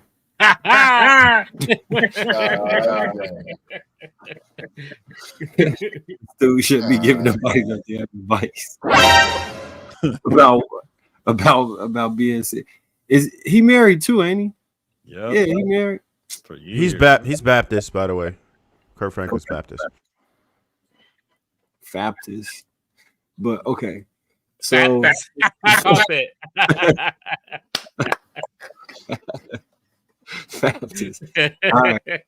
All right. I do think older women, people in the church will weaponize it against you. The same way they'll weaponize it against you if you don't have no kids yet. I don't think they do it enough. I think there's an amount of social judgment that should happen from people who have a relationship with you, not just random people coming up to you judging you, but people who you respect to have a relationship with you, where they can kind of nudge you, hey, like, what's going on? Why are you not progressing to this point in life? As far as there's cycles, like the portion of your life that's specifically supposed to be for you, for building or getting yourself together or being selfish, has a time, and it's a space for that. And then after that, there's another space where, in order for your lineage to exist, the millions of years of people come up to you, and then you just decide, you know what, I'm not gonna have no kids, I'm not gonna get married, and it just all ends at me. And in my personal opinion, I think that's kind of selfish. I get that there's reasons that people aren't married. Hopefully that you could be actively working on those things. But I think the church has turned into a place that's, and to appeal to a mass audience and get people in, they kind of went against some of the things they were supposed to stand for, and it led to the degradation of families and society as a whole. Yeah. It's a double-edged sword, because you think you get more people by being more inclusive, but maybe that's the reason why you lost all the people. You're trying to appease everybody, you know what I'm saying? And that's where it fucked up at, you know? Because, like, trust me, man, like, when you go out the country, and like, I've been to Dubai, which is a Muslim country to the bone, you know what I'm saying? And you could just see how, like, they operate, like men with their families, their wives there, their kids there, they all walking around, you know what I'm saying? And I guarantee you, if one of them women would just show up pregnant, be like, who's the daddy? I don't know, and all this shit, bro, you know, she getting fucked up, you know what I'm saying? Because it's like they have to set a standard when it comes to how they want to represent themselves. Because, you know, some countries, it's like, if you mess up, my daughter could see you and think that it's okay for her to have a kid, and they could do this, you know what I mean? And it's just like the shit just gets passed down and passed down. You know what I'm saying? So it's like the way the church is moving, it's like, man, I understand people could come as they are, but then it's like you have to step your shit up at the same time. You know what I'm saying? So let me ask, how many wives do you think we should be able to have? 5. As many as we could pay for. Okay. Yeah. That's all funny. I mean, as many as you could afford, bro. That's the way I look at it. Yeah. Yeah, because it does say that that men should get married in order to avoid sin. So you should be marrying these women instead of just sleeping with them. Why can't you just be with one woman? That's an option too. If you can do it. Yeah. Like saying you shouldn't born into sin. What are you talking about? You said what? We were born into sin. Once Eve allegedly bit that apple, each birth is into sin, and then we have to prove a life where we're living by the tenets of God. So you using that statement falls out. Like, it says Corinthians 7:8. I say therefore to the unmarried and widows, it's good for them if they abide, even as I. But if they cannot contain, let them marry, for it's better to marry than to burn. That's burning what? Burning what? See, when you read something, you got to read forward and backwards. Okay, burning what? Because they are widowed. That was mentioned in what you just said, correct? 7, 8. It's better for them. Where did it go? You don't know what you just read? I'm pulling it back up. I don't have this memorized. Do you? Nah, but I know. No, I don't. But I glanced over it. But you using it as a talking point and it falls flat because you are actually born into sin. Now, you did mention something about widows, and if you could pull it right back up rather than just glossing it as a point, then it disappears into the ethos. That makes your argument fall flat because you as you knew it. How does the argument fall flat that you're supposed to? Because if you're widowed, and that was something that you mentioned, that's no fault of yours. Are you supposed to burn in hellfire because your husband died? No, it's about abstaining from sexual activity, bro. Well, you're not married. Yeah, so I think that was more along the lines of, you know what I'm saying, to avoid fornication. You dig what I'm saying? You married a woman, bro. Okay, was Adam married to Eve? Was Adam married to Eve? Marriage wasn't even a thing yet. Eve was made for Adam. You know what I'm saying? Like literally as his companion. So it was like, you know, it wasn't. Marriage wasn't even a thing yet. So now, when did the tenants start that was okay? Down in the Bible, no, the tenants were there. It says that you should follow the law of the land. So if the law of the land is to be married, I was waiting for you to repeat what you said back then. Did you find it? Oh, I stopped looking for it because the point was made. It didn't fall flat. It was very clear. The point was made. This is the same way that I get it, Viz. This is the same way that I get it, Viz. I have to be very careful about what I say here. Even when I'm wrong or indifferent, you just can't just grab a point and glorify yourself with it. When you say a woman is widowed, okay, so it is looked better upon. A wife is widowed and she gets remarried, or a King Solomon who has wives and concubines. So he has whores on the side. That means he's not married to them. So now that's a conflict. Those women are his wives. He had how much wives and how many concubines? The concubines are what? So that's a whole contradiction. So that makes that statement falls flat. Are you saying that? Now, correct. You know what a concubine is? Before you start, do you know what a concubine is? Yes. Side piece. I don't think any of us are ignorant to that. But the men of the church, correct me if I'm wrong, people who study the Bible, just because somebody does something in the Bible, does that mean that that's actually something you're supposed to do? No. So, for instance, if a king has one wife and many concubines, does that necessarily mean that he's not living in sin? I'm just asking. They're not saying when we were born. It's stated in Genesis that we were born into sin. I don't know exactly. So does it not matter if we sin or not if we was born into it? How do we absolve ourselves from that if we going by the good book? They say pray, take a knee, and ask forgiveness for it with the whole heart. But that's what I'm saying. So if you want to avoid fornication, you should grab your wife, right? Ain't that what we was talking about, Marcus? Yeah. Just the wife. You know what I'm saying? Like, come on, man. What we doing? Okay, Laura, you married? Yep. You ever looked at a big butt woman? All the time. That's not your wife? You never thought about what you never thought about what you could possibly do to her? I'm sure it's probably crossed my mind. What's the point in that though? So you sinning. So stop being How up does on that that. disprove what? Come on, Kenny. Wait. If we use the Bible, isn't that coveting? Does that have to do with that being a sin? I also said I'm not religious, so I don't care. So how are you using it as a clapback if you're not religious? I think it's coveting another man's wife. I don't think it's just being attracted to women. I think you have to be looking. It's a sin to look on another woman lustfully. Okay, since you want to be so technical, Mark, is it not a sin to look on another woman lustfully when you're married?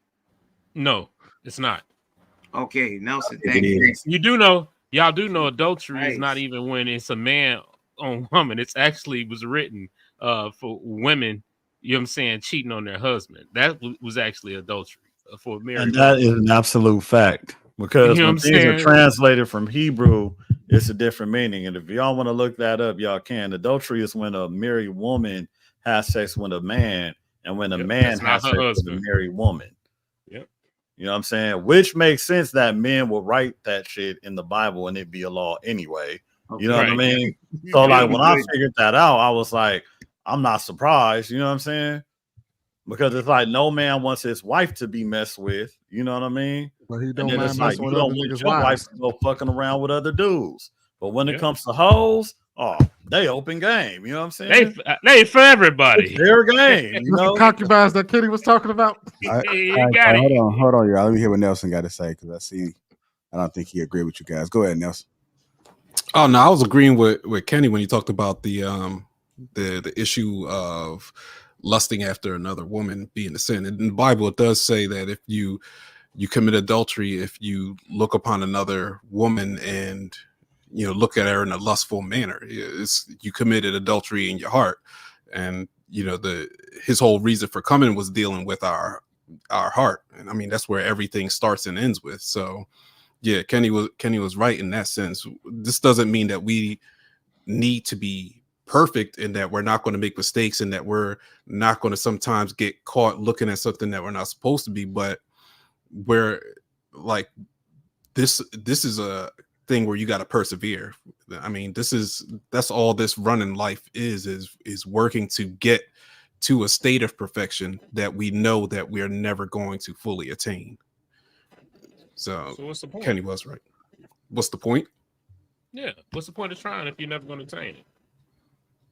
Because this life is, I mean, really what's the life that's to come is the most important thing. When you think about this life is what, 60, 70, 80 years, some 100. I mean, that's nothing compared to eternity. So I'd much rather look forward to what life is going to look like,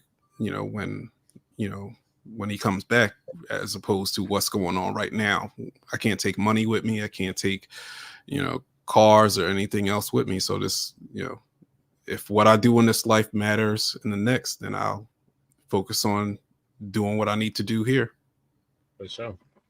And I guess the whole thing is that I think deliberately doing something and working on yourself because you may slip up from time to time or you may stumble is two totally different things. Like, openly just being like, you know what, fuck it, I'm gonna do it anyway, and you know that you're doing it anyway and you don't give a damn. I think that's totally different from somebody stumbling in life. I don't care. You don't care, JR? No, I think Kirk Franklin still, even so, I'm sure Kirk Franklin dealt with the addiction, a corn addiction. So there is plenty of times where he would engage in probably watching something or doing something fully knowing that it was wrong.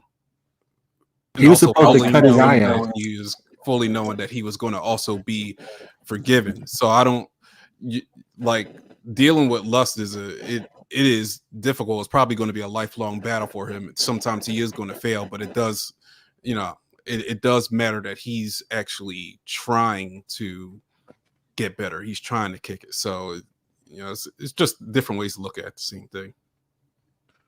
And also, I think everybody got the sins that they know it's easy for them to follow, not to commit. And then there's those that they know that it's hard for them to not commit. You know what I mean? His was porn at the time. Some dudes is never mind.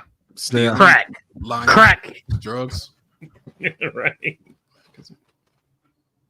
Anybody else want to speak on this? Some of them is putting a pickle in the milk and then doing cocaine with them. Might lead you to lose everything and cry on stage. Come on now, dog. Come on. Has everybody spoke on this? Think you spoke on this? He ain't got nothing to say on this, man. He ready for the next topic. He tired of me crying. He ain't lying. He ain't never lying about that. No, I'm good, yeah. All right. If you guys haven't already hit the like button, also make sure you subscribe to this channel. Precious telling everybody, make sure you hit the like button if you haven't already. Hit the like button. Let's make sure we hit the like button.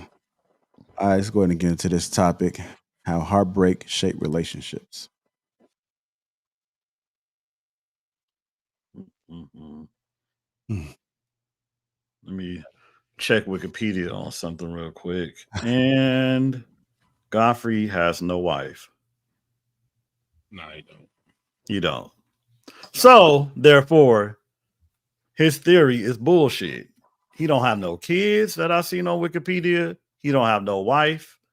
You know what I'm saying? Nick Cannon, you're a cornball trying to be a bad boy. That shit don't mix. So you're just out here getting women because of your money. But if you didn't have that, you probably wouldn't have shit. You know what I'm saying? So it's like when these guys make it seem like they have to be something else in order to be liked, they lose their real identity. You know what I'm saying? You should have remained that dude who was writing poems, who was getting flowers. No telling what situation you would have been in. Nigga, the tough guys get their heart broken too. Thugs get their heart broken too. You know what I'm saying? But then those guys try to emulate something that they not, knowing that they all goofballs and shit. They ended up with nothing. I don't know. I can see the flip side because you know the term "nice guy finished last" is for a reason. You know what I'm saying? There's some truth to that. Being Mr. Nice Guy a lot of times will keep women. You know what the nice guy gets is after she got 2 baby daddies and you want to swoop in and be Captain Save 'em ho. You know what I'm saying? So that's who you get. You know what I'm saying? The bad boy, the guy that everybody want. That's the woman that you want gonna go after. You know what I'm saying? The one that is basically, you know what I'm saying, carrying himself in a manner. When you act like it ain't as important to you and you ain't sweating it, that's when they gonna want you. You know what I'm saying? As opposed to when you want to come bringing the flowers and doing what they think at that time is corny. You dig what I'm saying? Because the dude that is getting that attention, or let's say, for instance, I have better things to do with my time than be up your ass. That's going to create a level of something that they're going to want that. You know what I'm saying? They're going to want to come after what's not coming after them. Women are usually attracted to something that they damn near can't have. So if you're not the nice guy, you're not the one that's all in her face, you're not the one writing the poems and all that, she gonna want to know why. You know what I'm saying? The dude, she knows she can get this dude that's up her ass and kissing her ass, and she gonna treat him like that as such. But sometimes the dude that acts like it's not that important to him might get further, and I think that's what they was trying to say. Man, Granted, but the thing is, they're not getting further because they don't have shit. You know what I'm saying? Godfrey doesn't have a woman. He doesn't have kids. I know dudes that are gang banging killers that give their wife flowers every week, bro. Rub their feet, massage their back. Come here, baby. Let me do this. We talking about how you get them, though. We ain't talking about how you keep them. We talking about how you get them. And you no, gotta. Those are but nice you saying, guys, though. But Sherm, you said. I feel like you have to have Sherm, hold on. But you saying I know these guys. I'm saying on a general level, we know good and well how it works. You know good and well the dude that goddamn it, if you know you've gotten further with a woman by not kissing her ass than you do by goddamn it making her your whole world. You know what I'm saying? Kissing ass is different than just being a nice guy, bro. But so that's what he's referring to. Writing poems and buying flowers is not kissing ass, bro. If she ain't your woman, if she's not your woman, and you trying to get her like that, and you writing poems and she don't even fuck with you. But then on the flip side, there's some women who got flowers brought to them, and the dudes got the draws because they said, "Oh my God, I love flowers." The girls probably just didn't like them niggas. I do have a question to that thing. Mm-hmm. So, all right. So, this is for you, Law. So, how does a guy present himself to a woman? Because let a lot of people tell it. You're supposed to put your best foot forward when you courting a girl, when you approach her and shit. So, how does one approach a woman in that aspect then? Well, see, I'm going off of look. I don't know how others would do it. You know what I'm saying? I'm a fan of being upfront and saying what you want. You know what I'm saying? And approaching it right out the gate. Closed mouth don't get fed, right? That's right. How I was taught. That's what I look at, right? However, I do understand if you the dude that she's not checking for, You could buy as many flowers as you want and write as many poems as you want. If you're not him, you're just not him. So you basically just saying, at least to the fellas, that at least recognize when you ain't him, so that you can not get caught up in the buying of the flowers and the, you gotta and shit and get stuck in that loophole. Just recognize when if she's not giving you the proper. I've seen guys play the homeboy role all the way until not getting nothing, and it shapes their character to be some suckers. When it comes to sucker shit, that ain't being a nice guy though. You know what I'm saying? I mean, that's him not even being aware of his situation in the relationship. Because if a woman likes you, you like her, she think you handsome, y'all into each other, you buying flowers, writing her poems, man, it's over for you. Like, you already know you in there like swimwear. You know what I'm saying? For real, all that. Yeah, hell yeah, baby. I'm gonna come wash your car. I'm gonna take your trash out when I come to your house. I'm doing all that shit. Sure, that sounds good. Most women play mind games with you. That's not the regular. Because they need their garbage in their car. They need their garbage taken out. They need their car washed. And a woman can sweet talk that's gonna do it. A woman can sweet talk you into some shit. You understand? Yeah, not me, bro. I'm a cold one, but I feel what you're saying. You a cold one, yeah. Until you met a cold that woman shit ain't named happening to Sunshine. me. But then this is the shit where it stops men from actually being fucking men, bro. Like, you still have to be a man. You know what I'm saying? Do shit for a woman in order for a woman to even take you take you in. You feel me? Because I know a woman that has a house, and she was like, there's this dude that I'm messing with, right? I bought a lawnmower and all that shit. I'm fucking this dude, all this other shit, right? And he did not even offer to cut my grass. And for that, I cut him off. And I was like, damn, I feel that shit. Because if you a man and you in a woman's house and you chilling in there or whatever, and she needs her grass cut, I feel like you should do it. So what was his side? What was his side? I don't know what was his side, because she stopped fucking with him. Now, he probably missed out on a prize because he wasn't trying to be a nice guy or a simp. You know what I'm saying? You're validating her comments to you rather than finding out what it was. Nah, bro, that's what it was. Like, you did not offer to mow a single woman's lawn, and you're a man. Did she ask him to cut it? Yeah. Like, like, it was nothing. Law. Did she tell you that, or did he tell you that? You feel me? Hey, did she ask him?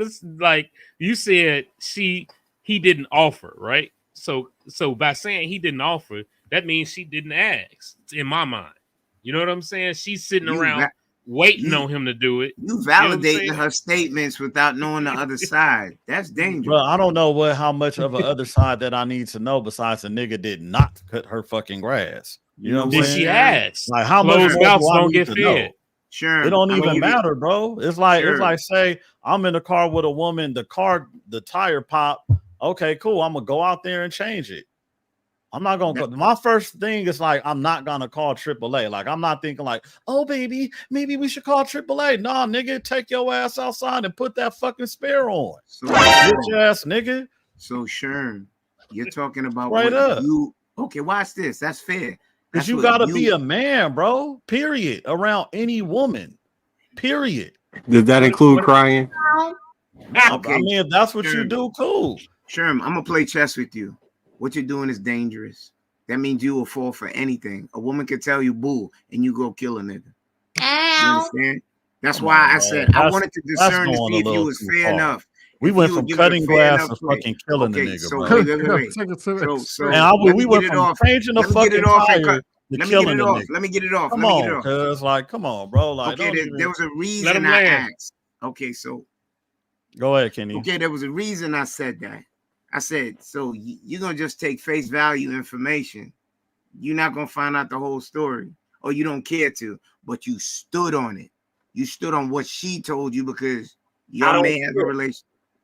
Y'all may have a relationship, but you don't know what women do. Women line you up and tell you what they want you to hear 9 times out of 10. I said, did you hear it from him? You said, I don't care to hear that from him. I mean, bro, at the end of the day, the grass didn't get cut. That's grass. So what? Hey, check it out. Hey, and let me throw something in there. So let's say, for instance, every time he go over there, he got on a fresh pair of white ones, right? You know what I'm saying? And she didn't even ask him. She ain't asked him to cut no grass or nothing. You think he finna go out there in his white ones and cut that grass? Come on, shorty, you better call dudes you be going to lunch with, or call. You know what I'm saying? I'm the booty call. You better change your fucking shoes and cut that grass, nigga. Sherm, what shoes? Have you ever seen him? Put some plastic Sherm. bags over them motherfuckers and get to work. Hey, Sherm, have you ever seen him? Be a fucking man. I got a question. Yeah, all this man stuff. Yeah, you got muscles. Good. So here's the thing. Have you ever seen him? I don't have to see him, bro. Oh, see, now you're making my point. I don't care. Yeah, I mean, I feel what your point is. My thing is the result is still the grass did not get cut. So I don't let me give throw a something fuck else about in no there. other Just something to story. think about. If I did Sure, the just grass something to get think cut or about. not. Ass cooked. All right, hold on. Let me jump in real quick. So I think the disconnect right now is that we are pretending as if women are monolithic. That's not how it go. Women are like whips, right? You know that if you jump in that Corvette, you're gonna have to feather that gas pedal, right? You know, if you in a minivan, it don't matter. Every woman has a different threshold. We can't approach women with the same game. Like the one thing that I learned dealing with women is you got to size them up first. I'm looking at her demeanor and I'm like, okay, I already know what my approach is going to be. There's some women who you can behave like Sherm's talking about right now and it'll work. I think it's not a lot of women that are like that. Because I mean, from experience, I've been on both sides of it. I have a similar story to how both of them were. I tried the nice guy thing, and particularly with young women, you will fail at it. It's not going to work. You're going to get your heart broken because you're doing everything that, you know, maybe your mother taught you, or, you know, you watch these damn TV shows and stuff and they telling you to do this and that, and you thinking it's sugar and spice and things that's nice, but it's not. You find out they messing with the dude that really don't care. The dude who has better things to do, the dude who already got like 4 chicks on the roster. And that's what we learn. And that's what's rewarded. And I would say all the way up into shit. You'll still find more women like that right now, unfortunately, that will respond to poor behavior. Like there's certain things that you can do. And you just watch the TikTok. They tell you how to live in someone's mind rent free. You got people like, okay, if she don't answer in the first ring, I ain't gonna call her for 2 days. She blowing your phone up now. When you do these negative things to women, unfortunately, they respond better. The less you give them sometimes, the more they crave you and the better they treat you. And that's why we fall into this sometimes. And we shouldn't behave like that, but it is what it is. The dudes who are doing whatever they want, they tell them, oh, I'm just trying to smash. And I've been like other dudes and everything like that. There'll be a dude who's paying for all her bills, bringing her flowers, all that sweet shit, everything, and getting nothing. She don't even smash dude. And I'm hitting it. She never wanted to smash and I ain't doing that nothing nigga in the first place, bro. That's the Say thing. what? If it was a dude Say that she wanted to smash, that was buying those flowers and shit, it would have been all good. Yeah, but females get bored with dudes real quick. Dude, she get bored with that. She get bored with that dude. Hold on, I'm sorry. She get bored with that dude. Like I'm talking about women who are already in a relationship with a dude and just get bored with him and get with that other guy who has more edge to him, who's more exciting, who's really a bad dude, who has other women who just want to smash. That happens way more often than not. It's unfortunate. You have to like really dig to find you a woman who's going to respond well to that. A lot. Like that's just how it is. A lot of these women want the same type of guys. Go ahead. What percentage of women? Well, I got one more. I got the first question. I got for the first draft. Thank you, Precious. God damn. When you married your wife, for a lifeline, what did she do for you that made you realize she was the one you was going to marry? She was considerate. Like how? Just universally. Well, when a person's considerate, right? They're selfless. They think of ways to make your life easier and better by default. They're not even. You don't have to ask them for shit. They just do, right? So you didn't have to ask her, but you noticing that she did something for you, was considerate of you without you having to ask, made you realize, hey, this is the woman I want to marry, right? That was one of the main factors. That was a main factor, yeah. Fair enough. Then and she had the ability to do what it is that I wanted. then what Sherm said is correct. He doesn't have to hear the other. He doesn't have to hear the other guy's story because she's the one that's cutting him off. She essentially said, "This dude is not considerate of me. I'm no longer dealing with him." He doesn't have to hear the other side because it's her threshold. She says, "I'm not gonna deal and date a dude that's willing to screw me and not offer, not and see me struggling with my yard, or see my yard is growing out crazy, and not offer to cut my grass as a man that's supposed to be screwing me." So she looked and said, again, I didn't. Yeah, I know that's you wouldn't. cool, I but just I wanted didn't to use disagree it as with an that. example. No, I just wanted But to I use it as didn't. an I didn't. example. I didn't disagree with you that didn't. because, like I said, women are not monolithic. So you're gonna find women like that. Sometimes you get lucky and you find one in the early phases. Most times you won't, and that's why a lot of men are like opting out and not dealing with the shit that they normally used to. That's why you said the marriage rates are down, right? And they're failing. That's what I'm saying. Yeah, I was just wanted to offer a fact because we know that when we talk to men also understand that when you're dealing with a chick that ain't considerate of you, that don't care about you, that'll come in and see some stuff going on here and don't offer to help or don't offer to do anything for you. Yeah. We tell them all the time, hey, bro, you might want to cut that bitch off. She don't give a shit about you. Yeah. But when we see a woman say the same thing, which that's what Sherm said, this woman just said, that this nigga watched her grass growing. She done bought a lawnmower. He been screwing her, knocking that thing out the frame, and never offered to cut her grass. So like, let me ask y'all something with that. That dude doesn't. He don't care because he has a roster. It doesn't even matter to homeboy. He just gonna get another one. But he probably filled up with 3 other chicks by the time he hit that one. So he's like, okay, I've exhausted it. Next. So from a woman's perspective, then she, in her mind, should cut that nigga off and not deal with him. He has a roster. Don't give a shit. Yeah, she should. Hey, what's that old statement, Joe? Why buy the cat out when you can get the milk for free? You know what I'm saying? What did he care, bro? He did not care. Lord, hold on, Kenny. Hold on, Kenny. Y'all just build the bridge, and I asked some valid questions. I asked him if he ever saw the man. My next question would have been if he said yes. You ever saw the man show those tendencies? So now we building bridges to nowhere, and you don't have the other side. Women are not a monolith, but I know many women that could tell you a swan song, and you believe him at first. How many stories have we heard on this panel from the Sweeney? Y'all arguing. Hold on. Y'all cut me off. Let me go back to the point I was trying to get to. She, again, like I said, Joe, the whole statement of why buy the cow when you get the milk for free. He did not care. She didn't require him to do those things because he was already getting what he wanted. Now, if she needed help around the house and she needed this, that, and the other, that's something that as a woman of value, you're going to make known before you start doing all that extra shit. You dig what I'm saying? But you're putting yourself in that same situation to where, you're not requiring him to do any of these things. So don't get mad when he don't offer to do it. He's already. Yeah, but then it's up to her because she's looking for a husband. She wants somebody with husband qualities. Okay. You know what I'm saying? Then she wasn't going about it right. It goes back to what Sweeney was saying when it's like we look for women with wifely qualities. And I'm going to give you a perfect example. I had a girlfriend who came to I thought my room was clean. But when she came over, she cleaned that motherfucker to no end, bro. I was like, God damn, like clean my whole room every time she came through. My sister came in. Oh, I'll never clean the nigga room, wash his drawers and this and that. Hell no, single. That shit.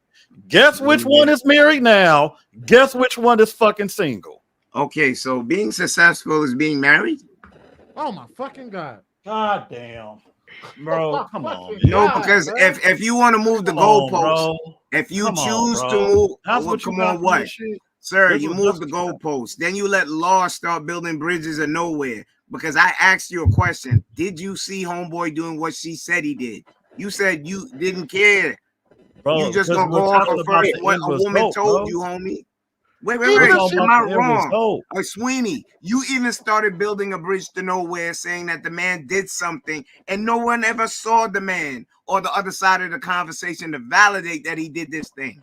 I don't care. And then the Lord doubled down. Hold on. Let me get my point in. I gotta get my 2 cents. I got 16 bars. Hey, I got 4 cents, homie. I got 4 cents. Lord, let me get mine off. I This get is to a you. nonsensical Listen, argument. if we URL battling, homie, yo, let me get my 16 bars about this dude we never saw.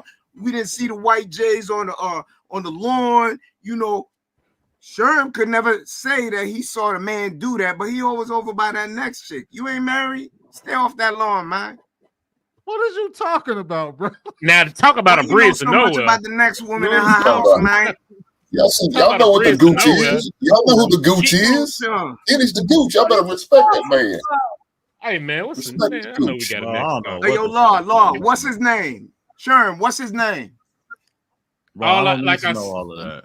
Like I said, she didn't require it. She didn't require it out of the brother, so she didn't get it. I mean, didn't require it. Did this shit happen to you personally, Kenny? Like you didn't cut some grass and you got left or something? Nah, he been cutting that grass and not getting no ass. That's what it is. Sherm, watch this. I'm totally transparent. Yeah. When I was 17 doing that lover boy stuff, carrying the girls chocolates and stuff, homie that said that he was my friend, I come in, one of them days he dicking her down. My heart broke. Man, I ran till I was out of breath. But Kenny, you know something though, Kenny? You had the right to cry. You had the right to cry if that happened. Wait. Yo, Hank, watch this. Wait. I did cry. I know that's did right. Cry. Man, had to shed a Hold tear. on, wait. Watch this. I do what most of y'all would never do.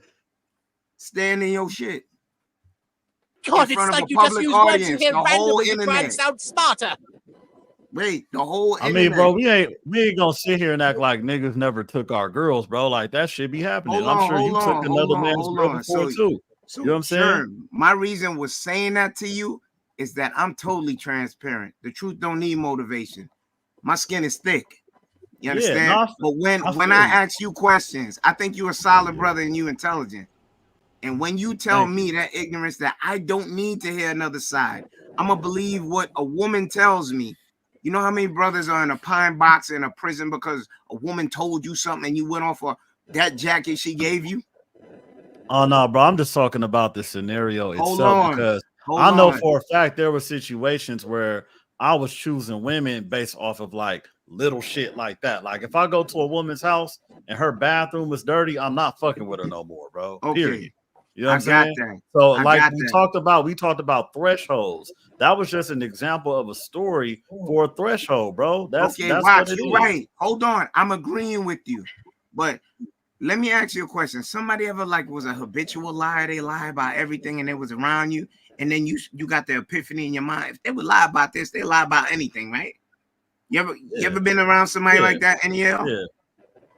So now, would it be wise to just take someone off of their comments without finding out the gist of the whole story? Because that sounds like a sweet deal if you ask me. I got a woman, she got a house in the lawn. Why would I want to not be there if I'm one of them PS5 dudes or Pookie and Ray that be on the couch? I'm going to at least cut the lawn. You wouldn't have been around, homeboy, because you do too much push-ups. You look big. I'm like, nah, homie can't come around. I love you. You mine. You understand? No, but Kenny, a lot of people don't function that way though. I understand what you're saying, but so in the scenario, so all right, I've messed with women where it may have seemed like maybe I could have been more invested because they were good women, but because I had so many women, I couldn't invest no time in them. So I wouldn't have seen myself cutting the grass. I wouldn't have seen myself doing a lot of things because I wasn't spending that type of time with them.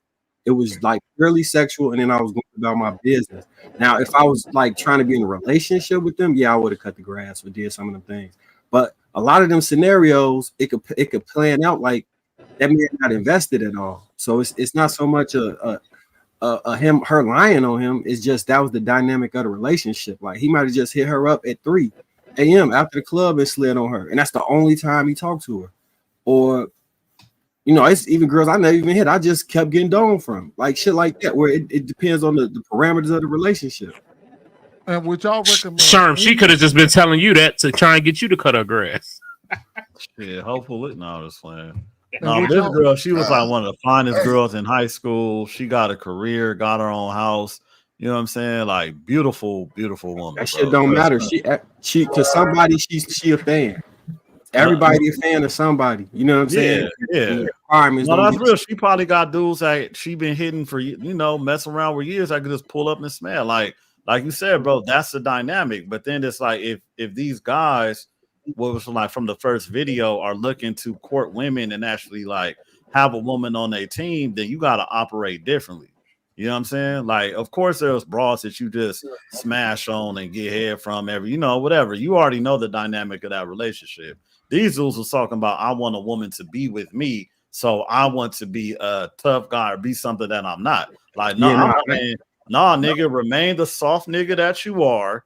You know what I'm saying? And you will find a woman that could fit the mold of the type of person that you are, because you still have to be authentic to who you are. I'm 100% in agreement with you. The only thing I add as a caveat to that is remain who you are, but understanding the type of women you can't be with. Everybody can be with everybody. Exactly, bro. It's certain, like if you the real soft dude and she previously was into this type of man, it's probably not gonna work out.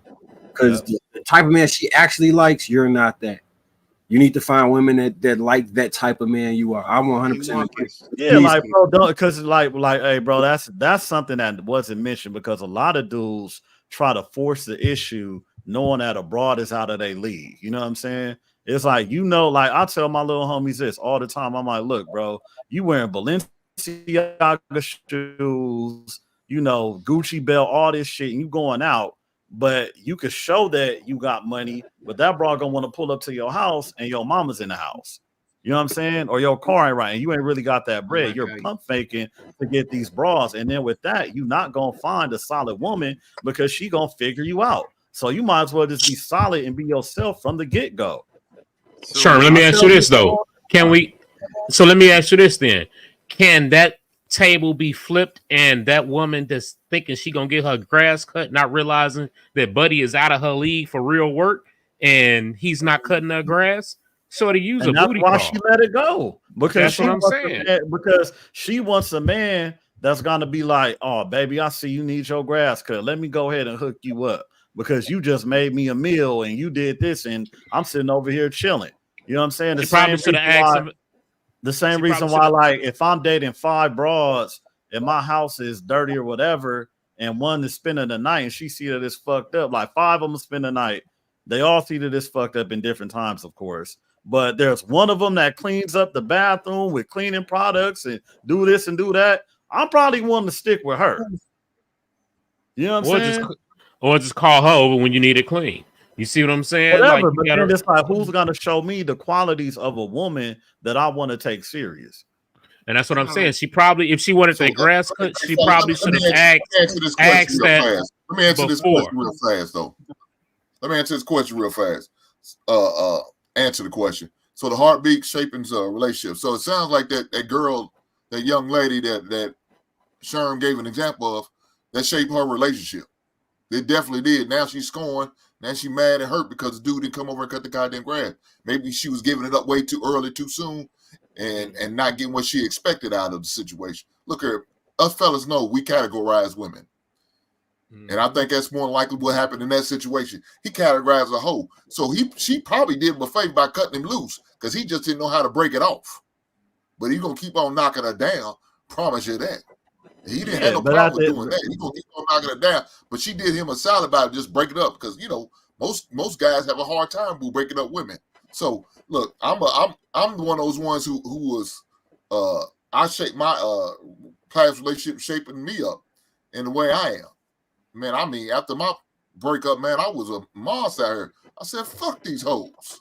And I'm knocking down every goddamn thing I can. I don't give a damn if they was happy, if they was satisfied, or if they was mad, or they was good. I didn't give a shit for about 2-year period.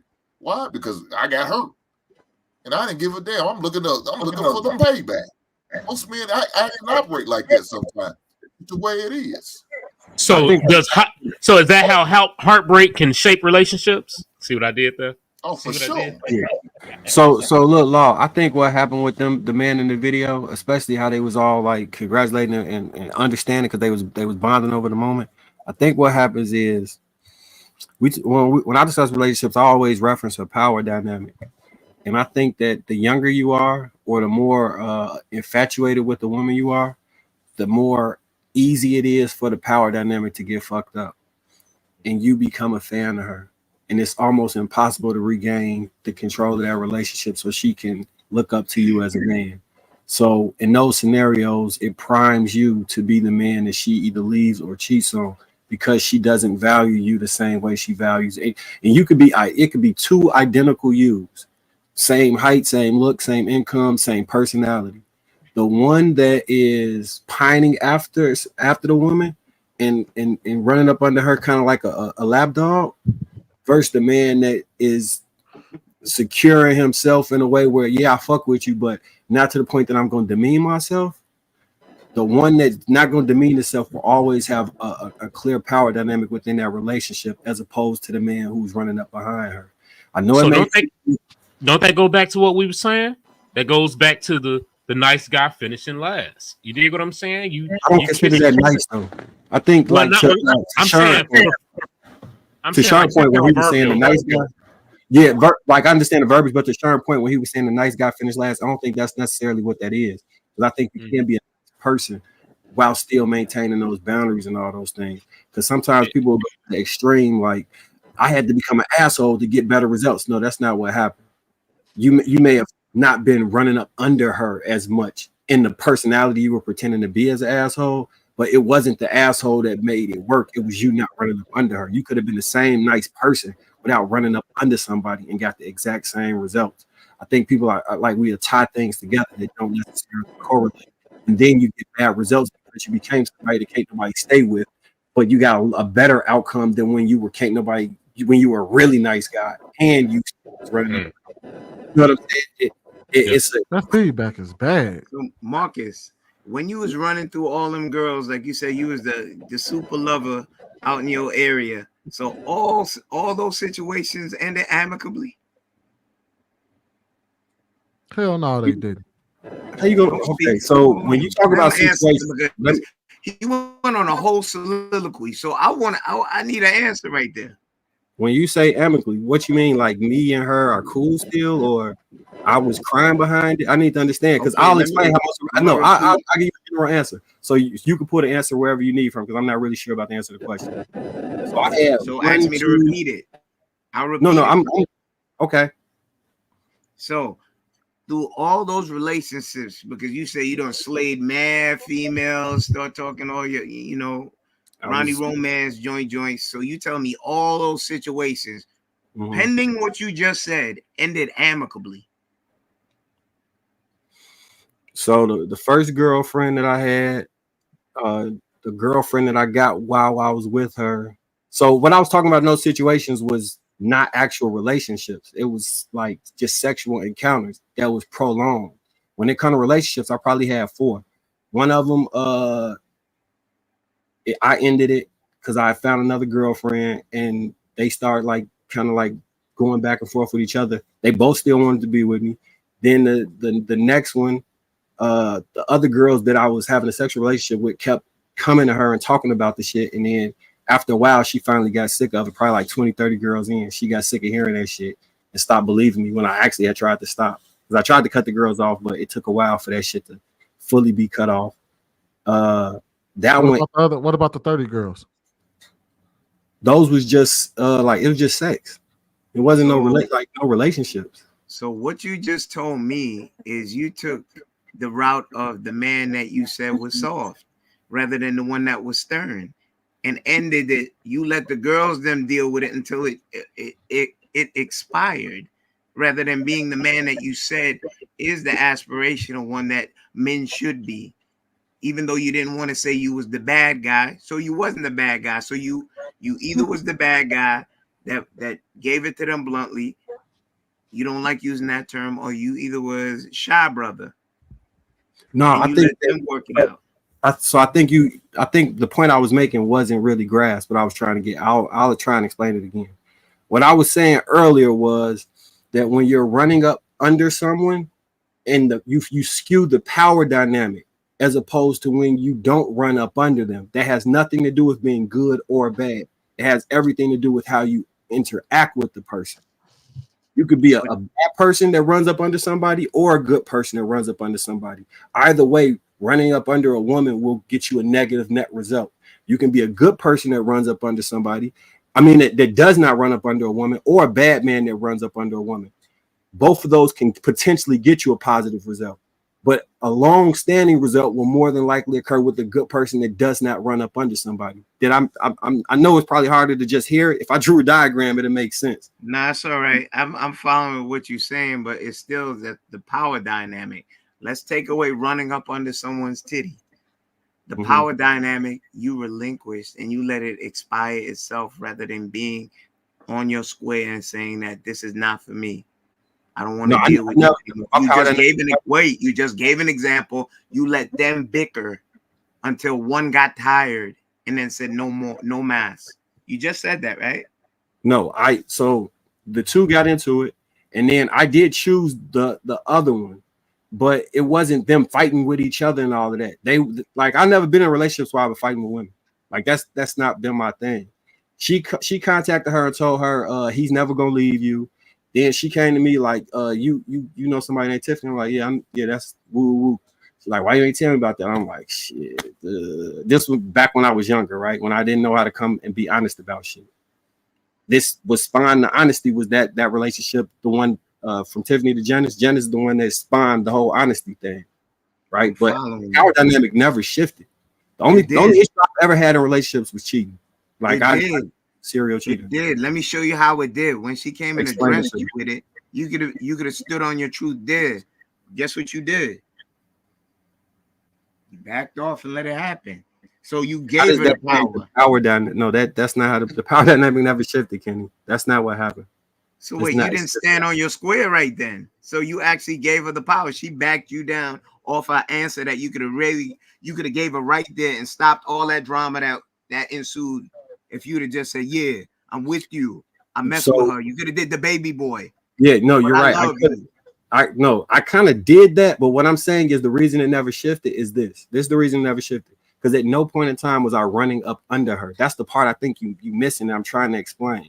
The thing that I'm talking about with the power dynamic is somebody running up under a woman versus not running, like her looking up to you.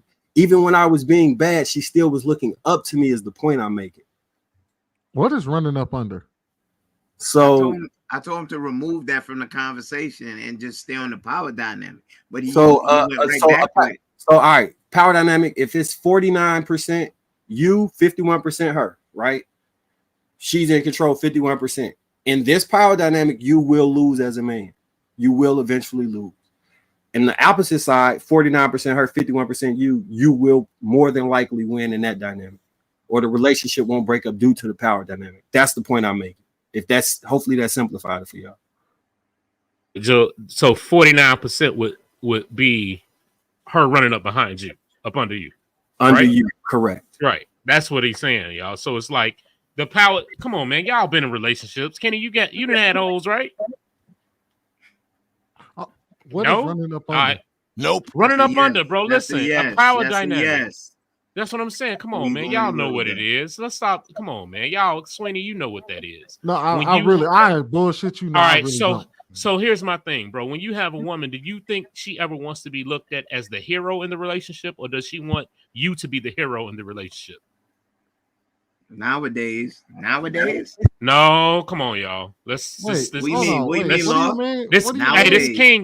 king talk, right? You know what I'm saying? Well, now it's king talk. He's saying look up to her. Do you think she wants to look up to you, or you look up to her? That's the same thing I'm saying with the power dynamic. Running up under hero, all of them things are clearly. No, we add more to it than we Marcus, everybody look up to you. You like 9 feet tall.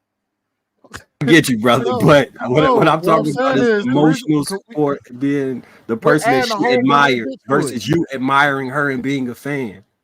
All right, here's another way. Are you going to her concert or is she coming to your concert? Maybe that'll help. Did that make it more clear? Are you paying to get in to go see? Oh my God, damn. I think it's a Oh man, put it in. So another way, it's like it's also like value, right? Like she has to. Oh shit, my bad, my bad. God damn. Woo. Now my computer restarted. That's why my shit was like. Woo. All right, we got it. How about now? You're good now. God damn. Yeah. No, my computer restarted and the default is like 80. So yeah. So no, it's pretty much how much she values you. So if you're like, you can't value her more than you. She can't be the one that you look up to. She can't be the one that makes the final decisions. Like she has to understand. She's leading the relationship. It's pretty much going back to women are hypergamous, right? And that's pretty much the best way to kind of get you to dig it, because she just has to understand that you got this, right? And when all else fails, she can count on you, and you not looking to her for answers in any way. She has to trust in your decision making. She has to trust that you can protect her, that you can provide for her, and you are the ultimate problem solver. When you start to defer to her for anything is when you start to lose her. She don't want to feel like you would defer to her for anything, right? Like this is my shit. I got us. That's where most women are at with it. They want to feel secure, because one of the biggest attributes women look for in a woman is security, whether it be financial, emotional, physical security. Once she starts losing that security, like when she feels like you can't handle a situation the way that a masculine man would, then yeah, you're gonna start running into those issues. All right, let's go to get Nelson in now. He's been pretty quiet. Go ahead, Nelson. What are your thoughts about going on this power dynamic? What are your thoughts? I mean, going back to the whole nice guy thing, that's why it's important, and this is for both men and women. In the beginning, you need to learn how to guard your heart, and this is what happens to most people. All of us start off as the nice guy. All women start off as the nice girl. Unfortunately, because we don't know how to evaluate people's characters and learn about personalities, we end up getting with what just looks good to us, and it ends up being a toxic person that ends up breaking our heart. And as a result, the one thing we learn from getting our hearts broken, instead of learning how to evaluate character, we learn how to manipulate. So we learn how to say exactly what somebody wants to hear in order to get what we want. Women learn how to give it up to you for 4 or 5 times a week and cook for you to get you to want to cut her grass. Everything becomes a manipulation. Is how do I get this person to give me what it is that I want, instead of is this person right for me? What do I need in my life? What characteristics does this person have, which will ultimately lead you to having a successful relationship. So yeah, the whole nice guy thing, I mean, we should be, unfortunately we lose that. I think we lose that a lot of times after we get our heart broken, but it is something that I don't think nice guys finish last. I think weak guys finish last. I think there's a difference between a weak guy and a nice guy. I don't think weak men finish at all. I mean, weak men end up getting with headstrong women and they get ran over. You know what, Nelson? That probably was the biggest bar tonight. It's not nice, it's weak. Weak and nice are right, but the phrase is nice guys finish last. I was simply referring to the phrase that we all know. You know what I'm saying? But we know what that means. I'm a polite dude, especially to women, but I'm not like, you know what I'm saying? Come on, man. I'm not a weak nigga. You dig? I'm saying that's just the phrase. They're talking about, but they were talking about being nice though, like courting women, giving them flowers and stuff like that. Like, I don't feel like there's anything wrong with that, bro. There's some men that got all kind of draws just doing shit like that. You know what I'm saying? More than the dudes that be walking around not doing it probably. So it's like, I don't know. That might, like I said, it really must be them and their own character. No, that was my point, Sharon. It wasn't them buying the flowers, not the issue. You could do all that stuff. It's not the issue. It's when you're doing it from a position of fawning for her versus doing it as a position from I fuck with you. I know you fuck with me. Bam. Which is manipulation. You're doing it from a place of you're getting it for her because you know that's what will get what you want. You're manipulating her rather than it's part of who you are to do this type of thing. So you're doing it out of the genuineness of your heart. Is that what you're saying? But do we when we Even if say you're doing it out the genuineness of your heart, it could backfire on you depending on the dynamic of the relationship. Yeah. So it's nuanced. It's depending like, on the character of the woman. Yeah, that's basically what you're saying. It don't even necessarily have to be her character. It depends on how you and her interaction is. It's the character of the woman, bro. So then, the character of the woman. It's more nuanced than that. All right, I got a question for you, Marcus. You know, buying flowers. Like, would you wait to kind of level set that relationship with that woman before you buy the flowers? Or would you incorporate the flowers like early on before that's even established? I would buy her. I would buy flowers when I know that any gesture I do would be appreciated. I won't buy flowers before I feel like a gesture would be appreciated. So what I'm saying is, if me bringing the flowers will be something that she expects, or I'm bringing them to try and pony up to her to like me more, I would never buy flowers in that scenario. But if she already likes me, I'll buy flowers every day if I feel like it. So men are not supposed to court or try to woo women that they may be able to sway their thinking on them. Like that never happens. Trying all to the stories. Okay. Trying to sway her thinking by what you do for her will never work. Are you mad? You know how much women say that, you know what, I wasn't initially interested in him, but he grew on me. He was nice to me. He treated me different than other men treated me. And I came to have a liking for him, and it grew into a fondness. You're acting like that's an anomaly. What I'm saying is, what you're saying? You said no, it does not happen. That's what you just said. So, all right, let me ask you a question, Marcus. Hold on, before you explain it, what instance has a man peacocking not shown what he can do for a woman? Wait, you're saying what instance? What instance when a man is peacocking, regardless of how you want to point it, whether that's buying flowers? Use English. Stop using slang. Court, woo, try to get the interest of a woman. That's what you mean by peacocking? Yeah. Peacocking and courting are they're different. Peacocking and courting are different. I think, but I would say that it's a part of it though, because if you're saying, "Hey, look No. at me," what ways would it be different? Courting is different than peacocking. Peacocking is pretty much showing what it is that you are versus you actually doing an act of kindness, which would be courting. I wanted to answer Kenny's question, but I can't remember what it was. Because I think Kenny, this could be the whole.